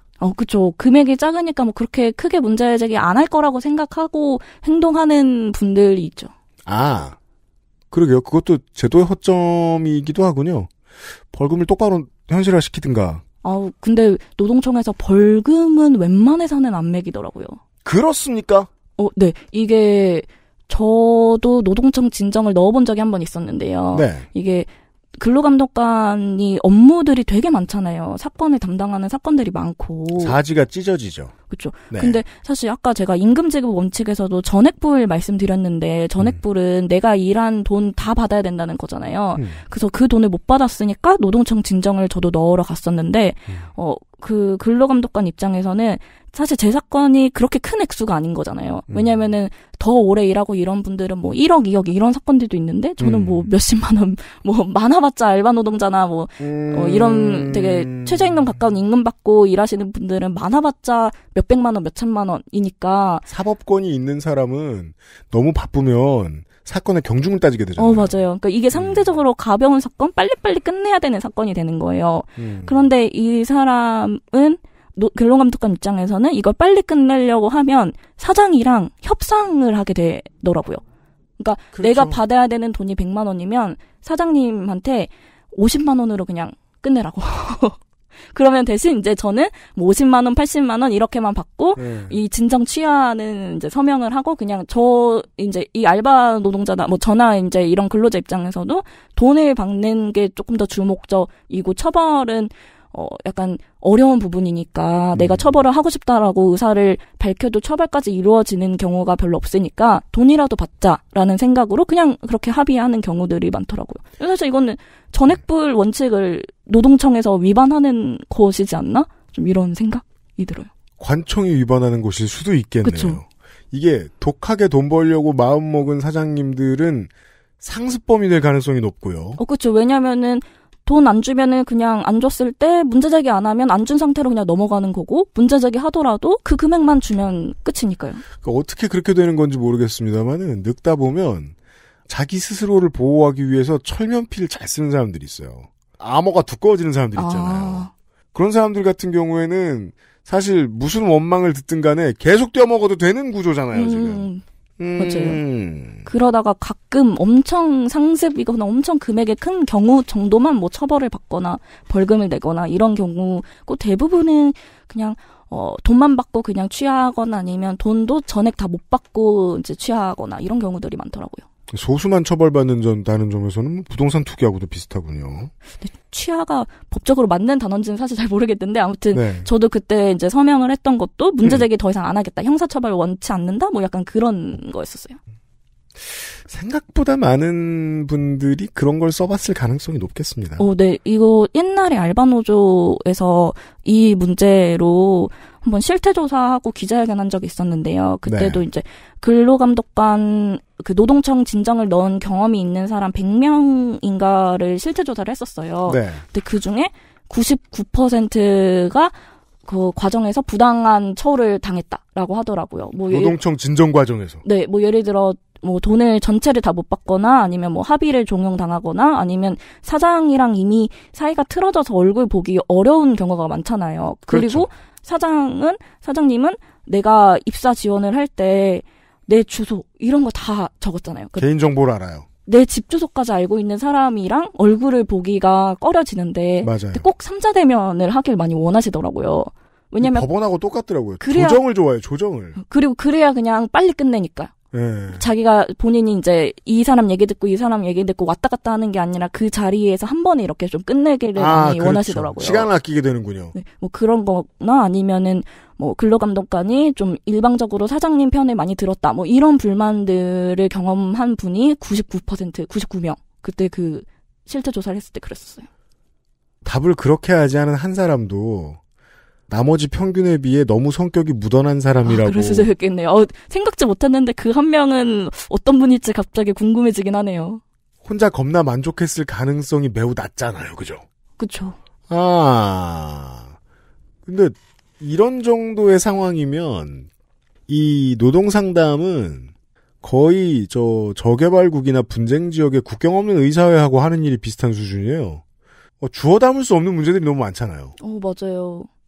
이게 뭔가 사례들을 접하면 접할수록 되게 어렵다 이런 생각이 많이 들고 알바노조 위원장, 그러니까 알바노조 집행부이던 시절보다 고민이 깊어지셨을 것 같아요. 너무 편법도 다양해지고 일하는 방식도 많이 다양해지고 그래서 좀 생긴 고민들은 좀 다양한 경우들을 많이 알아야겠다 이런 고민들이 생기더라고요. 좀 그런 계기가 됐던 것 중에 하나가 제가 연행을 몇 번 됐었거든요. 재판도 몇 번 받고 지금도 아직 사실 재판 중인 게 하나가 있어요. 재판은 길어요. 제가 이게 지금 받고 있는 재판이 17년도에 청와대 앞에서 청와대 분수대 앞에서 최저임금 1만 원 해라 뭐 이런 내용의 이제 기자회견을 했었는데요. 근데 이게 이제 집회로 규정을 되고 분류가 되고 그 검찰 경찰 쪽에서는 그리고 청와대 분수대 거기는 집회 금지 구역이어가지고 이게 불법이다. 뭐 이렇게 돼서 이제 재판을 받고 있어요. 벌금 100만 원을 다투는. 근데 이게 제가 재판을 이제까지 여러 번 받으면서 종종 조금 일찍 가거든요. 왜냐면 일찍 가면은 지금은 코로나 때문에 미리 입장이 안 되는데 미리 입장을 해서 다른 사람들은 어떤 재판 받지? 좀 뭐 어떤 문제가 있어서 올까? 약간 이렇게 궁금하더라고요. 그거 짱 재밌죠. 맞아요. 저도 그게 사실 저도 청취자 여러분들은 너무 고깝게 생각하지 마십시오. 혹시 변호사 이런 분들은 당신들의 일터니까 그렇게 생각 안 하겠지만 자주 안 가는 사람들한테는 관광지예요. 그래 재밌는 게 없어요. 이런 경우가 있구나. 이런 사례가 있구나. 이런 생각이 들더라고요. 근데 보통 이제 제 사건 앞뒤로는 항상 강제추행 쭈르르 뭐 공연 음란죄 쭈르르 약간 강제추행으로 재판받는 모습들을 많이 봤었고요. 그게 아니면 사기 그렇죠. 노인분들이 약간 뭐 부동산 얘기하시고 잘 못 알아듣겠는데 약간 부동산이어서 잘 모르겠는데 막 뭐 그런 사례들이 되게 많았었거든요. 저랑 경험이 똑같네요. 폭력, 강간, 준강간, 사기, 상해. 맞아요. 빼면 부동산. 맞아요. 되게 씁쓸하다. 강제추행 이런 게 이렇게 많구나. 좀 이상하다. 약간 좀 이렇게 생각을 했었는데요. XSFM입니다.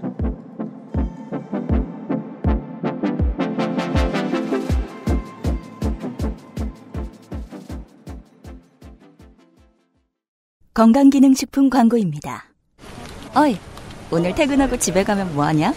이렇게 피곤한데 밤에 집에 가면 자야지. 요즘 가뜩이나 면역력도 떨어져가지고 내가 지금 야왕 데이트. 그 무슨 야왕 나이트. 체내 흡수율을 높인 농축 풍상 야왕 데이트.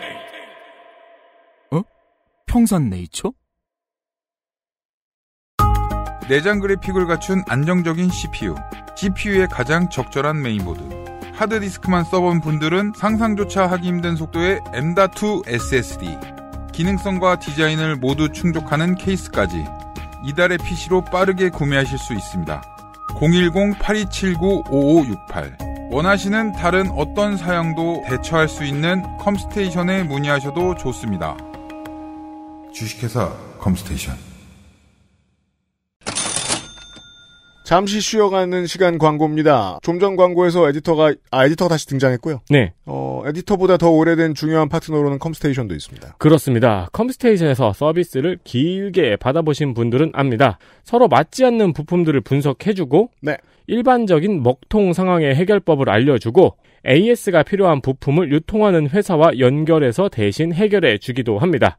이 모든 걸 혼자서 하는 사람도 있죠. 혼자서 해왔던 사람도 있고요. 저도 그랬어요. 네, 그런 사람이 운영하는 팟캐스트 회사도 있고요. 그럼요. 네, 이게 엄청난 피로와 발품을 팔아야 되거든요. 네. 그 구글 검색창을 붙들고 울잖아요. 그렇죠. 네, 안 켜지는 모니터 앞에서 스마트폰을 붙잡고 울게 되잖아요. 네. 이런 데스크탑 관련 트러블 슈팅을 실비 구매자의 경우 대부분 무료로 도와드리고 있습니다. 겪어보신 분들은 압니다. 컴스테이션에서는요. 네.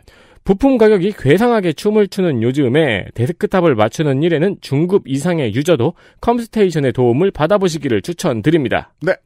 제가 최근에 맞췄잖아요. 컴퓨터를 맞추셨죠? 스웩. 이 시즌에. 청취자 여러분, 부족한 여러분들아. 6800X입니다, 제가.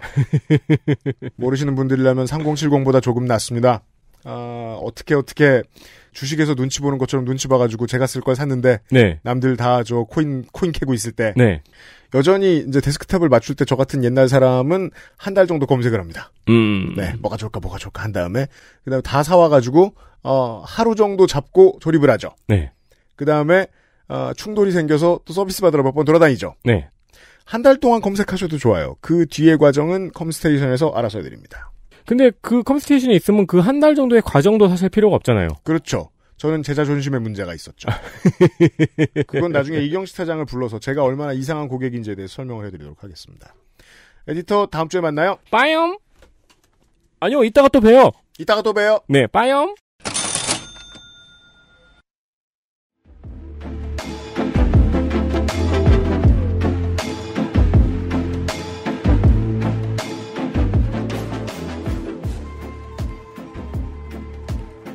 말하면 안 되지만 법관들도 이가연 팀장의 사건을 보고 재미있어 했을 거예요.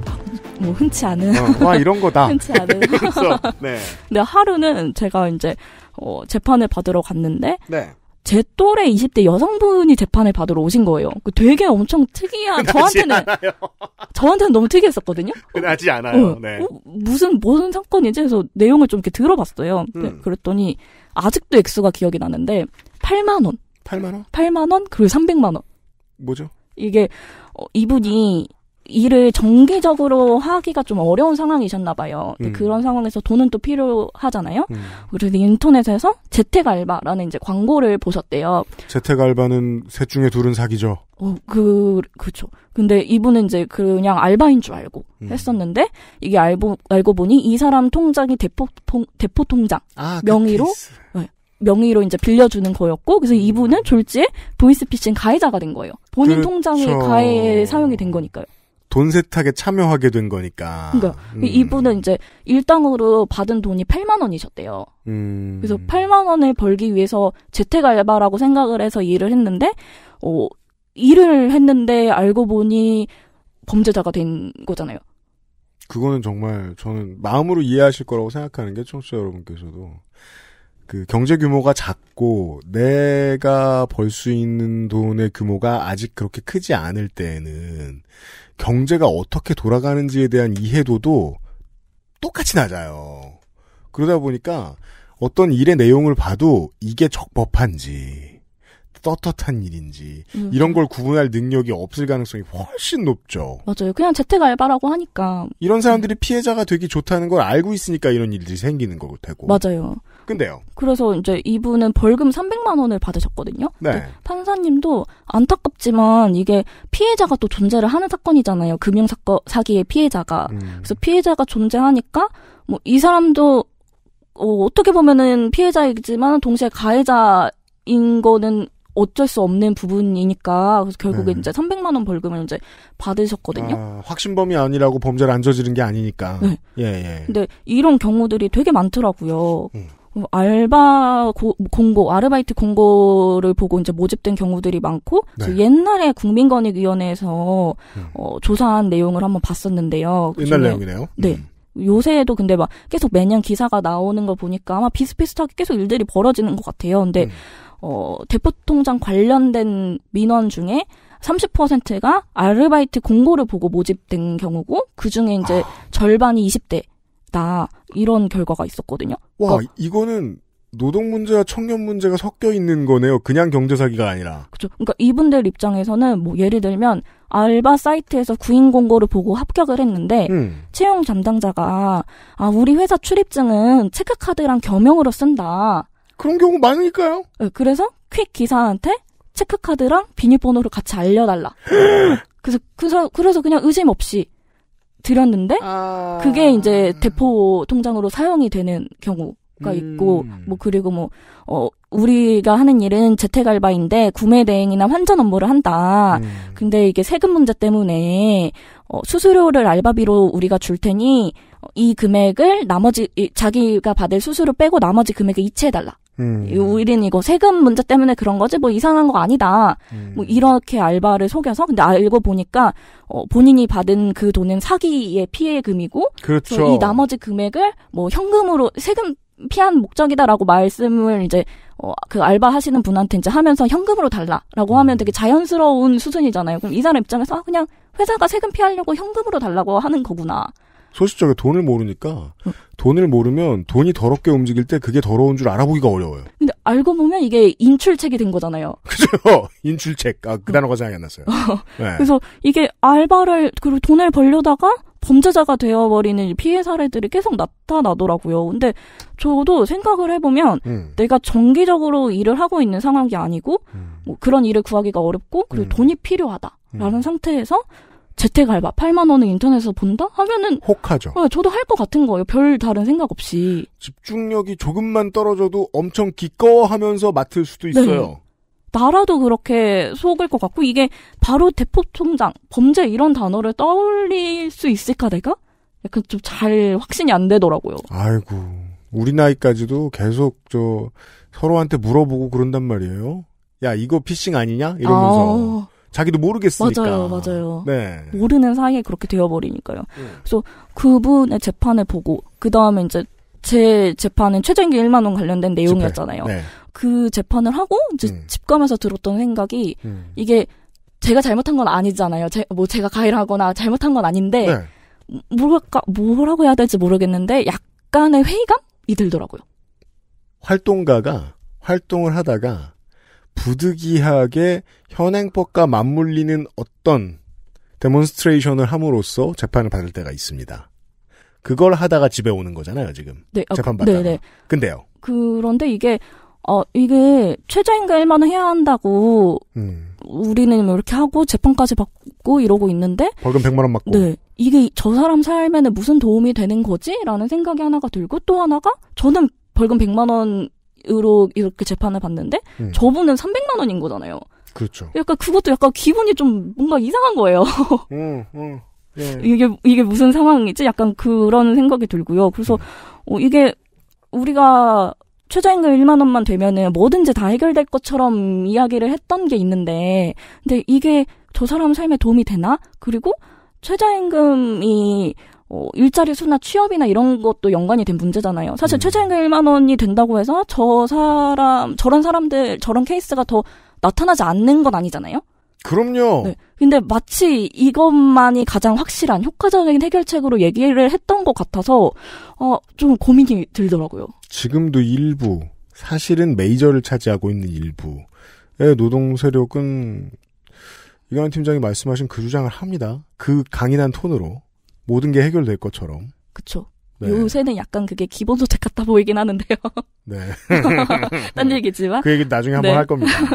그래서 그분 재판이랑 그리고 이제 제 재판을 겪으면서 이게 단순한 문제가 아니고 현실에서 사람들의 삶은 되게 복잡하고 복잡한 이유에 영향을 끼치는 건데 밀려서는 안 되는 한두 가지의 구호만으로 승리할 수 있는 싸움은 아니다. 맞아요. 근데 우리가 너무 모든 거를 단순하게 간단하게 주장했던 건 아닌가? 좀 그런 고민이 들더라고요. 활동가 커리어를 이어나가는 건 이어나가는 건데 전직을 생각하신 여러 가지 이유와 계기가 있었겠지만 그중에 작은 것 하나네요. 네, 그렇죠. 그러면서 조금 더 이게 대안이다라고 확실하게 얘기하는 것에 자신이 많이 없어졌고 그렇게 얘기하는 게 좋다라고도 요새는 생각이 잘 안 들더라고요. 그래서 이관원 팀장을 섭외하기로 했습니다. 고빈 자랑. 처음에 이관원 팀장을 뵀을 때만 해도 그걸 자신 있게 말하는 양반이었어요. 처음에 제가 처음에 엄청 옛날 언제요? 네, 6년 전이죠. 제가 말씀드린 적이 있죠. 네. 그랬는데 자신 있게 말할 수 없구나라는 걸 깨달으셨대요. 맞아요. 그래서 이제 알바노조 노동조합에서 일을 하다가 9개월 정도 쉬고 다시 이제 구직을 했던 것도 조금 조용히 다양하게 많은 경험을 해보고 싶었고요. 적어도 지금까지는 좀 통했네요. 새로운 것들을 답할 수 없는 것들을 많이 만났으니까. 그 사이에 그래서 처음에는 약간 딴 얘기인데 사회적 기업에서 한번 일을 해볼까? 그래서 지원을 했는데 안 되더라고요. 떨어졌어요? 네. 왜죠? 오버스펙인가 아니면? 아니요, 약간 제가 면접을 좀 잘 못 본 것 같아요. 그러니까 저도 계속 활동을 했으니까 면접을 볼 기회가 없었잖아요. 그리고 아무리 사회적 기업이라도 산별노조위원장을 신입사원으로 받고 싶진 않아요. 그러니까 그랬을 수도 있고요. 맞아요. 그리고 이런 그러니까 남들 해보는 경험을 많이 못 해본 거 아닌가라고 생각이 들었던 게요. 그러니까 다른 제 친구들은 다 면접 고생해서 고민하고 뭐 스터디하고 이러는데 저는 면접이 처음이었으니까 가서 저 이거 못하는데요? 그거는 제가 잘 모르는 부분인데요를 너무 다 솔직하게 얘기를 한 거예요. 그걸 이제 면접 끝나고 나오면서 이렇게 하면 안 되는 거구나 생각이 들더라고요. 눈치 보는 구직자의 경험을 해본 적이 없군요, 활동가가. 그쵸. 그전에는 알바를 했었는데 뭐 지금은 요새는 알바 일자리도 많이 없지만 저 옛날에 알바했을 때는 저는 이제 비교적 알바도 쉽게 바로 구했던 편이고 그리고 활동가는 사실 뭐 이렇게 알바노조에서 상근하고 위원장하고 이랬던 것도 뭐 1대1로 막 면접을 하고 정식적인 체험을 밟고 한 건 아니었으니까요. 그렇지 않죠. 네, 어차피 고된 일 시키고 돈 조금 줄 사람인데 맞아요. 보통 채용한단 말입니다. 맞아요. 그 경험의 부재를 깨달은 순간 오늘의 중요한 소재네요. 저도 이 방송 처음 시작할 때 저는 지금 이관원 팀장하고 뵌 지가 얼마 안 됐습니다. 저에 대해 시콜콜 말할 일도 없었습니다. 12년도에 이 일 처음 시작할 때 제일 좋았던 게 11년도에 그 전에 15년 그렇게 놀면서 살았던 것과 다르게 아침에 출근해서 저녁에 퇴근하니까 그게 너무 좋은 거예요. 나 일하는 사람인가 맞아요. 이러면서 공연 있을 때만 나가고 맨날 집에만 있고 다른 작곡가들 같이 일하는 사람들 다 똑같은 인생이고 계속 게임만 하고 놀러만 다니고 그랬다가 일을 한다고 일을 하고 현장에 있는 사람들을 만나고 뭔가 좀 생산적인 사람이 된 것 같고 그렇잖아요. 팀워크를 만들어내야 되고 막 이런 거 할 때 구실을 하는군 이런 생각. 네. 근데 밖에서 보는 시민운동하는 활동가들은 시민사회를 위해서 가장 중요한 구실을 하는 사람들 같지만 결국 이 사람들이 활동하고 있는 목표, 이 사람들이 보호하고 싶은 실제 시민들의 경험을 해본 건 아니었군요. 그래서 좀 요새도 그러던데 자기 몫을 자기 밥벌이 하는 사람들이 되게 대단하다라고 생각들더라고요. 위대해요. 살면 그쵸? 살수록. 예. 그 되게 늘 경건해지는 거예요. 야, 나는 미디어를 팔아서 먹고 사는데 내 걸 사주는 저 사람들은 정말 대단한 일을 해서 먹고 사는 사람들. 맞아요. 이구나. 많은 고민과 많은 참음과. 그러니까요. 겁나 참고 사는 사람들인데 난 여기다 대고 떠들고 먹고 사는데 그래서 점점 더 우러러 보게 되더라고요. 맞아요. 그리고 조금 여기 센터 와서 좀 좋은 점 중에 하나는 그런 다양한 사람들, 그 다양한 업종에서 다양하게 일하는 사람들 얘기 듣는 게 되게 좋더라고요. 그게 아주 다행스럽습니다. 그리고 우린 앞으로 그 얘기를 할 거예요. 맞아요. 네. 잘 준비를 해야 되겠는데 네. 그래서 사실 말씀드렸다시피 이게 대안이다라고 자신 있게 얘기를 더 이상 못 하겠고 그리고 좀 그런 고민도 했어요. 남은 20대에는 이제 그만 말하고 그만 주장하고 좀 많이 보고 듣고 좀 배우자. 약간 좀 이런 고민들을 좀 했었고요. 그래서 사실 여기 그 알실도 처음 얘기 들었을 때는 약간 좀 제가 좀 꺼려 했었잖아요. 근데 말을 그만해야 된다고 생각했는데. 맞아요. 말하러 나오라니까. 근데 그 알실에 이제 고민을 했었는데 이 준비를 하면서 저도 좀 고민이 많이 될 것 같고요. 그리고 이 고민들을 얘기를 해야 좀 어느 게 대안이구나, 어느 게 확실한 대안은 아니더라도 좀 현실성 있게 찾아갈 수 있겠구나라는 생각이 들더라고요. 네. 그래서 좀 저도 준비하면서 되게 좋았고요. 앞으로 많이 잘 부탁드립니다. 네. 괜찮은 게 어차피 20대 얼마 안 남으셨기 때문에. 맞아요. 좀 더 떠들어도 금방 끝나기 때문에 일단 그 점에서 괜찮고 그래서 더더욱이 이 하이브리드예요. 이가연 팀장은 계속해서 당장 고민하고 당장 공부한 것에 대한 결국 그럴 거예요. 제가 뭘 배웠는데요, 최근에. 그리고 몇 년 뒤에, 그때 그거 아니었다. 그럴 수 있어요. 그런 걸 거예요. 근데, 노동 현장을 누비는, 그리고 관련해서 공부도 해야 되고, 이론을 정립하는 데도 도움을 주는 활동가들을, 몇 트럭 봤죠, 저도. 만나고. 근데, 청취자 여러분들께 지금 이가연 팀장이 몇 번을 말씀드린, 이게 대안이다라고, 당당하게 말하는 데에 어려움 없이 평생을 그렇게 늙는 활동가들이 너무 많아요. 저는 그분들한테서 살아있는 대안을 얻을 수 있다는 확신이 1도 없어요. 고민하고 공부하고 지금까지 공부해온 덜 된 결론을 듣는 시간입니다. 이가연 코너는. 수고하셨습니다, 오늘. 네, 감사합니다. 또 봬요, 곧. 네, 앞으로도 잘 부탁드려요. XSFM입니다.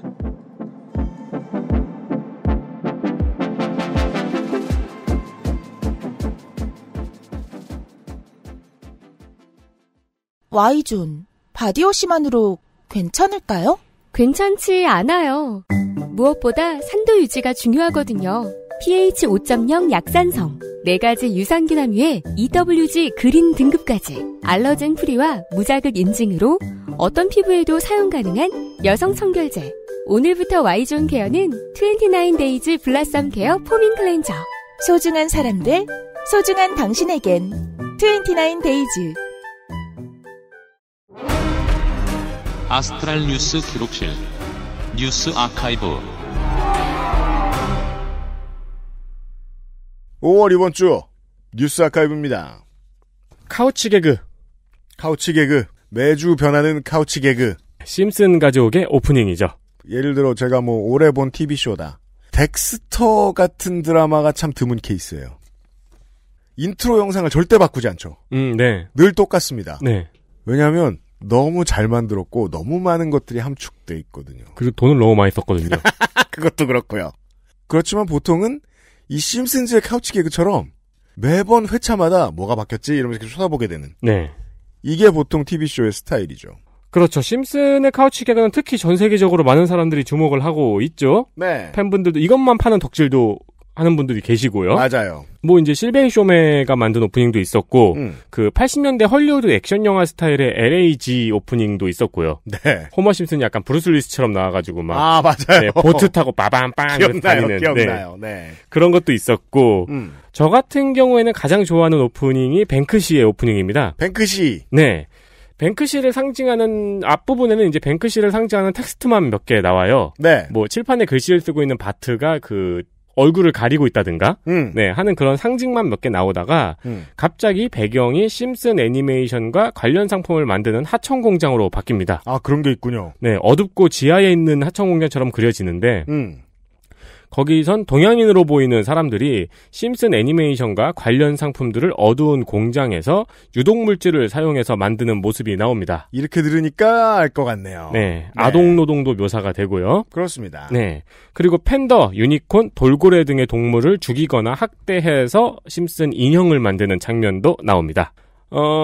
심슨 가족의 하청은 실제로는 우리나라 기업이 오랫동안 맡고 있습니다. 네. 네, 근데 이 오프닝이 나왔던 때가 2010년이니까, 실제로 우리나라를 말하기에는 좀 무리가 있죠. 아, 네, 그럼요. 네, 이미 2010년에는 우리나라에는 여기 오프닝에서 말하는 것 같은 노동 현장이 아니었으니까요. 이건 그저 이 문화적 탐험에 게으른 미국인들의 스테레오타입을 되먹여준 정도의 개념에 지나지 않았습니다. 2010년대라면. 그렇죠. 네. 혹은 이제 강대국에 하청을 하면서 가혹한 노동 조건에서 일하는 아시아의 다른 나라들을 그냥 통으로 꼬집은 이야기일 수도 있죠. 매우 그렇습니다. 네, 팬더가 나오니까 중국을 이야기하는 것 같기도 하고요. 네. 네. 2010년 되면은 뭐 폭스콘 같은 사태의 심각선은 한창이었죠. 네. 이번에는 관련된 사건을 말씀드리려고 합니다. 예. 1993년입니다. 5월 10일 태국의 케이더 장난감 공장에서 화재가 발생했습니다. 그렇군요. 이 공장은 노동자들의 이동을 막고 도난을 방지한다는 이유로 1층의 주 출입구를 봉쇄해둔 상태였고요. 1층에서 발생한 화재로 인해서 188명이 죽고 500명이 부상을 입었습니다. 네. 이 부상자의 대부분은 이제 불이 밑에서 올라오는데 문이 잠겨 있으니까 뛰어내려서 생긴 부상이라고 하더라고요. 그렇죠. 이 인형 공장은 미국 회사 디즈니와 마텔의 완구를 만들고 있던 공장이었습니다. 나중에 돈 맥글리션이라는 음악가가 이 사고를 바탕으로 토이 팩토리 파이어라는 노래를 만들었어요. 그렇군요. 네. 이 노래의 첫 구절이 바트 심슨의 팔이 높고 뒤틀려져 있다입니다. 실제로 이 높고 뒤틀려져 있는 바트 심슨의 인형은 지금 방콕의 노동박물관에 전시되어 있습니다. 아, 그래요? 네. 이 사고로 인해서 이제 나온 인형이죠. 네. 이 공장에서 만들고 있던. 이런 사건을 겪고 사람들은 아시아 작업환경 피해자 네트워크, 줄여서 안노에브를 만들었습니다. 네. 아시아 전역을 돌면서 관련 이슈에 목소리를 내고 재작년에는 우리나라에서 대회를 열었어요. 우리나라는 국내의 노동 환경도 문제죠. 문제지만 점점 돈이 많아지다 보니 고용 인구가 해외에 어마어마하게 늘었죠. 그렇죠. 베트남을 비롯한 다른 나라에도 많은 노동자를 고용하고 있습니다. 네. 그러니까 90년대와는 입장이 바뀌었죠. 한국 기업에서 일하는 제조업 노동자는 이제 전 세계에 있죠. 네. 미국에도 있고. 그렇죠. 예. 관련된 문제가 바로 작년 이맘때도 터졌습니다. 작년 5월 7일 인도에 있는 LG화학 계열사인 LG 폴리머스 인디아 공장에서 유독가스 스타일렌가스가 새벽에 누출되어 인근 마을이 피해를 입은 사건이 일어났습니다. 저희가 잠시 말씀드린 적이 있죠. 네, 1년 전의 일입니다. 이땐 코로나 때문에 공장이 최소 가동 혹은 운영이 안 되고 유지만 되고 있던 상태였기 때문에 노동자들이 피해를 입은 건 아니었고요. 네. 다만 누출이 새벽에 일어났고 누출을 마을 사람들이 먼저 알아챌 정도로 늦게 발견이 됐습니다. 그렇죠. 그래서 피해가 엄청나게 컸죠. 13명이 사망하고 1000명이 넘는 사람들이 부상을 당했습니다. 그런데 이 문제에 대한 후속 보도가 이번 주, 지난주에 좀 있었습니다. 그렇습니다. 자, 문제가 되는 건 이 유출 원인도 아직 밝혀지지 않았어요. 그러니까 지금 밝혀진 유출 원인이 공장 측의 관리 태만이라고 하는데 네. 관리 태만은 사고의 원인이 아니잖아요. 그렇죠. 관리 태만 때문에 뭐가 잘못됐는지를 밝혀야 되잖아요. 그렇죠. 그게 아직까지 밝혀지지 않았고요. 또 유출에 대한 경보음과 안전장치도 전혀 없었습니다. 네. 그러니까 마을 사람들이 유출을 눈치챌 수준이었으니까요. LG화학은 유가족과 피해자에 대한 지원을 발표했습니다. 앞서 말씀드린 안노에브가 올해 이 사건에 대한 온라인 토론회를 열었는데요. 이 토론회에 나온 피해자의 말에 의하면은 아직 지원에 대해서 아무런 연락을 받은 적이 없다고 합니다. 그렇습니다. 이 문제에 대한 다양한 지원을 약속하고 막 그랬단 말이에요. 네. 저희가 라오스의 댐 붕괴 사고 이야기 말씀드릴 때도 이야기한 적 있잖아요. 그냥 조사에 응하고 법의 심판을 받으면 되는데 갑자기 기부액 막 몇백억 몇천억을 내놔버렸다고. 이거 얼마나 상스럽냐. 네. LG 디스플레이는 그 정도까지는 아니었습니다만 뭔가 이상한 공약 같아 보이는 약속들을 좀 했었어요. 네. 그게 기억이 나요. 그리고 이번 주 지난주 돼서 그 국내 언론에도 보도가 됐죠. 지킨 거 하나도 없다. 그렇습니다. 뭐 병원을 짓겠다고 약속을 했다고 말하는 피해자도 있었는데 이런저런 약속을 했는데 아직도 아무 연락도 받지 못했다고 합니다. 그렇습니다. 이 토론회를 MBC에서도 취재를 하고 오마이뉴스에서도 취재를 했어요. 네. 그렇게 많은 언론사가 취재를 하진 않았더라고요. 그러게 말입니다. 네. 취재를 한 뒤에 LG화학에 물어봤습니다. 네. LG화학에서는 인도 환경재판소의 1심 판결 결과가 나오면 그에 따를 것이라고 답변했습니다. 네. 국내 대기업의 국제적인 기업 범죄에 대해서 보도하는 걸 왜 이렇게 꺼려하는지 잘 모르겠습니다. 네. 저는 아주 선정적이라서 좋을 거라고 생각하거든요. 그 양반들한테. 그리고 게다가 지금 인도는 코로나 때문에 재판이 열리지 않고 있거든요. 네. 그럼 피해자는 그리고 인도의 행정력을 또 생각해 본다면은 네. 피해자는 몇 년을 기다려야 될지 알 수가 없죠. 인도의 공업지대의 큰 문제 중에 하나가요. 어딜 가나 산업이 형성되면 인구가 많이 몰린단 말입니다. 네. 땅이 큰 나라치고 인구 밀도가 어마어마하게 높죠. 근데 인도는 어떤 지역들은 이제 발전을 시작한 곳들이 있기 때문에 매우 발전한 곳들도 있습니다만 그래서 공장 같은 걸 유치해야 돼요. 독한 물질들을 뿜어내는 공장도 유치해야 돼요. LG 같은 해외 대기업한테서 받아와가지고. 네. 문제는 각 주정부들이 자신들의 권한을 이용해서 주민들이 많은 곳에 이런 공장들을 그냥 유치해버린다는 게 인도의 전국적인 문제 중에 하나입니다. 한국에도 이런 일들이 있죠. 근데 안 알려지는 이유는 뭘까요? 좀 비정합니다만. 그 공장이나 폐수처리 시설 같은 곳들이 있는 지역에 주민이 적죠. 어르신들 몇 분이 살고 계시죠. 네. 근데 이 사건만 보더라도 제 기억이 맞다면 10,000명, 15,000명에 이르는 주민들이 갑자기 대피를 했어야 됐습니다. 공장 바로 옆에 민가가 있었다는 얘기거든요. 그 영상을 보면 아주 끔찍합니다. 예. 마을의 사람들이 길바닥에 수십 명의 사람들이 그냥 쓰러져 있는. 네. 인도는 앞으로도 이런 일을 겪을 가능성이 좀 많습니다. 네. 국내 기업 범죄 말고 이제 인도의 입장에서 얘기하면 그렇습니다. 무분별하게 사람들이 많은 곳에 유해한 공장을 자꾸만 유치하더군요. 자, 두 번째 얘기. 두 번째 얘기는 51년 전의 이야기입니다. 그렇군요. 이게 50년이 넘은 얘기군요. 배경은 말레이시아. 네. 말레이시아의 주요 인종은 저희가 누워서 세계 속으로 다 설명을 드렸듯이 네. 말레이인, 그리고 화교인, 그러니까 화교인, 중국인. 그렇습니다. 그리고 인도인 이렇게 구성이 되어 있습니다. 네. 말레이인이 대부분일 것 같지만 절반쯤 됩니다. 네. 그리고 이제 더 많은 민족들이 있고요. 말레이시아의 독립운동가 퉁쿠 압둘 라만은 말레이시아가 독립한 후에 초대 총리가 되었어요. 아시아의 건국의 아버지들이 보통 그렇듯이 네. 말레이시아의 이제 주요 민족들 간의 화합 정책을 처음에 펼쳤습니다. 그러나 이 화합 정책에 다른 여당의 정치인들이 불만을 품습니다. 그렇습니다. 다른 여당이 아니고 다른 여당의 정치인들이. 여당 내부의 다른 정치인들이. 그렇죠. 불만을 품습니다. 네. 말레이인 입장에서는 돈은 화교들이 다 갖고 있는데 정치적 화합이 무슨 의미냐. 그렇죠. 오히려 이 불평등을 고착화시키는 게 아니냐. 네. 네, 그런 불만이 있었다는 거죠. 네. 뭐 당시의 경제 구조상 틀린 말도 아니었고요. 그러니까 이런 옳은 말이 제일 위험합니다. 합리적인 이유로 화합 대신 고립을 너무 처음부터 쉽게 말하는 건 무능한 정치인이란 소리밖에 안 된다고 생각하거든요, 저는. 네. 그 점에서 리콴유가 참 이상한 사람이었다는 얘기입니다. 리콴유가 싱가포르를 지었다고 표현합시다. 거긴 지은 거니까 지가. 네. 짓기 전에 가장 많이 했던 말이 말레이시아인의 말레이시아라는 말이었어요. 네. 독하죠. 그 당시에 말레이시아의 상황을 생각해보면. 그렇죠. 네. 그렇게 해서 리콴유는 결국 싱가포르를 뚝 가져가 버렸잖아요. 그렇습니다. 네. 그것도 이제 이렇게 고립되고 반목하는 거에 이제 결정별을 이렇게 올려놓은 거죠. 네. 결국 여당에서는 말레이인들에게만 보조금을 주는 경제 정책과 공용어를 영어와 말레이어로 정하면서 말레이인에게 유리한 정책을 펼칩니다. AKA 부미푸트라. 네. 의 시초입니다. 그렇습니다. 그러니까 이제 그 정책이 저쪽으로 갔다가 탄력이 너무 심해져서 다시 반대쪽으로 쭉 온 거죠. 네, 그렇습니다. 네. 이 반대쪽으로 쭉 오니까 화교들의 불만이 다시 결집이 됩니다. 아니, 숫자가 적지도 않거니요. 숫자가 적어도 케어해야 되겠지만. 그렇죠. 네. 그리고 이 불만이 결집된 결과는 표로 나타났습니다. 네.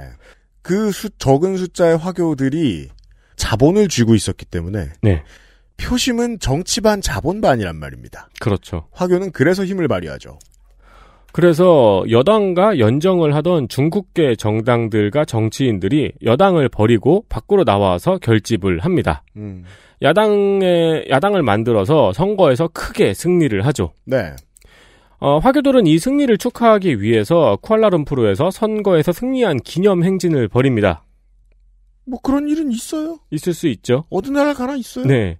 그러니까 다시 또 이 고무줄이 반대쪽으로 쭉 늘어난 거예요. 그렇죠. 반대쪽으로 늘어났다가 그런데 이 기념 행진이 말레이인들이 보기에는 기분이 나빴던 거죠. 네. 네. 그래서 행진 중에 충돌이 일어납니다. 그렇습니다. 결국 이 충돌이 대규모 폭동으로 번지고 196명이 사망하고 439명이 부상을 당하는 대참사가 벌어집니다. 네. 이 수치는 물론 보수적인 수치고요. 사망자가 몇천 명이 넘었다는 기록도 있습니다. 그렇습니다. 건국의 아버지였던 퉁쿠 압둘 라마는 계엄령을 선포하고 군대를 동원해서 사태를 겨우 진정시켰고 그러나 이 일로 인해서 결국 사직하게 됩니다. 네. 이 참사가 이 과정을 통해서 벌어졌어요. 화합을 꾀하다가 화교인에 대한 정책에 말레이인이 불만을 품고 그래서 말레이인을 위한 정책에 화교들이 불만을 품고 그 다음부터 말레이시아의 정치인들은 급격히 쫄아들죠. 이 문제에 있어서. 네. 그래서 결국 제가 느낀 점은 커뮤니티나 뉴스의 댓글 베스트로만 결정된 정치의 결과 같다는 점입니다. 그렇습니다. 네. 사람을 공식적으로 싫어한다는 댓글이 보통 따봉을 가장 많이 받죠. 네. 네. 그 결과물이 이 폭동일 것 같다는 느낌입니다. 그렇습니다. 우리는 다른 사람을 공식적으로 좋아할 수는 있지만 공식적으로 미워할 수는 없습니다. 그렇습니다. 이게 이제 남아시아가 겪는 많은 문제들 중에 하나인데, 중국인과 인도인들이 가지고 있는 돈. 네. 그리고 다양한 소수민족, 그 안에 존재하기도 하는 화교들과 어떻게 함께 살아가느냐의 문제인데, 말레이시아의 입장에서는 할 말이 정말 많아요. 그럼에도 불구하고 좀 결론만 놓고 얘기하면, 부미푸트라는 그저 현존에 있는 아파르테이트라고 생각합니다. 그걸 이겨내지 못한 건 정치의 한계인 건데 정치의 한계라고 말레이시아 정치인들도 인정하면서도 이건 못 건드린다라고 얘기하거든요. 네. 극복해야 할 문제라고 보고 있는지가 좀 궁금합니다. 제가 현재 있지 않으니까요. 우리나라도 이런 거 있을까 봐 겁나요. 실제로 뉴스 배풀 정치가 많이 이루어지잖아요. 네. 우리 여의도 레카들 계시잖아요. 하태경 의원이나 네.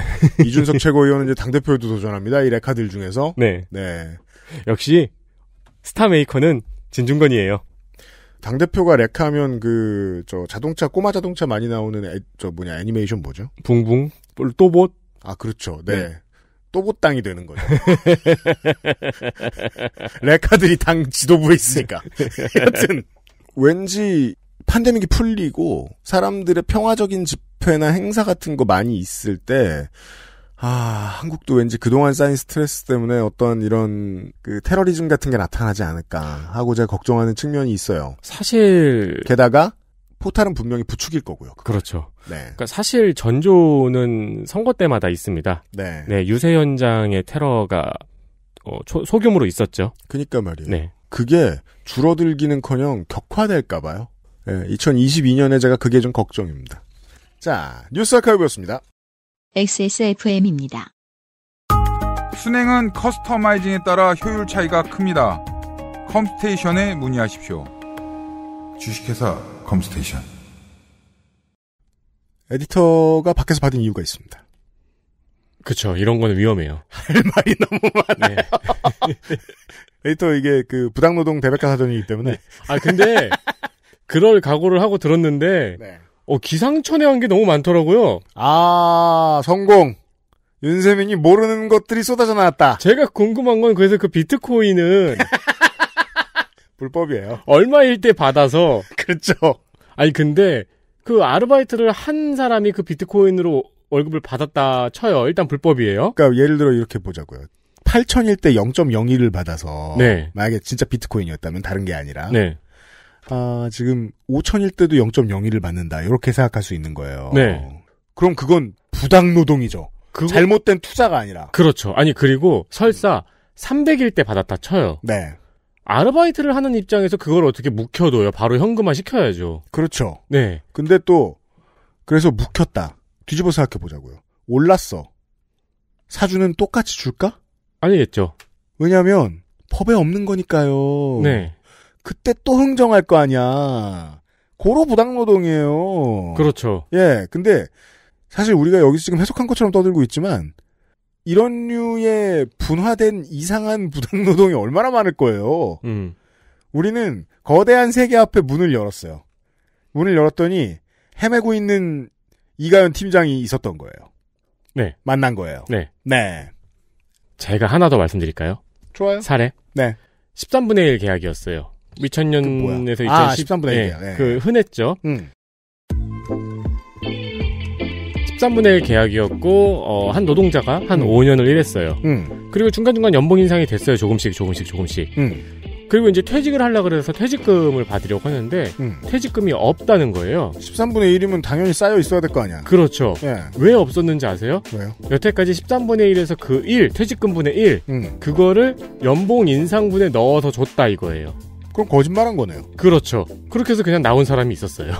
그것 역시 근로감독관의 입장에서 보면 소액이었을 테니까 또. 그것도 잘 도와주지 못했을 거고. 그렇죠. 저는 그 얘기를 듣고 아우 신박하다. 그런 계산법이. 자, 돈을 적게 벌어도 많이 벌어도 노동 문제에 부닥치게 돼 있습니다. 네.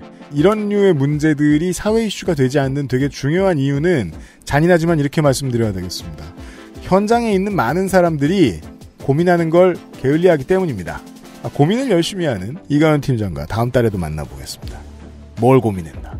이런 얘기를 앞으로 계속하는 거죠. 그렇죠. 근데 이제 이런 얘기를 잘못됐습니다라고 이야기하는 게 아니고 키포인트는 네. 활동가 입장에서 이런 변화가 있습니다. 근데 아직 이게 뭔지 모르겠습니다. 그리고 이건 저도 고민됩니다 하는 이야기들이군요. 그런 것들입니다.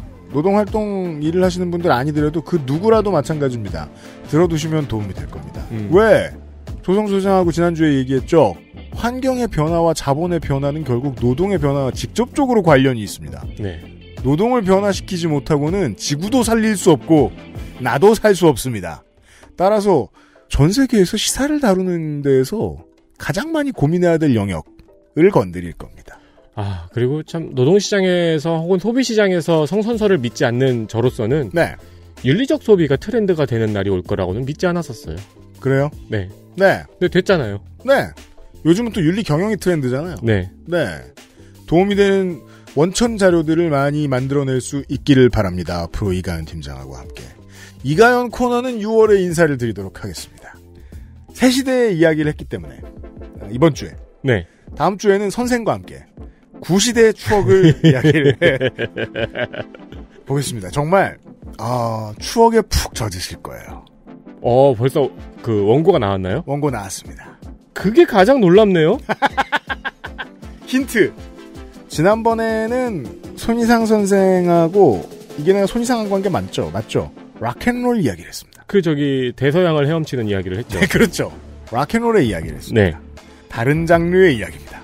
그리고 한국의 과거의 큰 시사 이슈와 직결되어 있는 음악 이야기입니다. 뭘까요? 포크?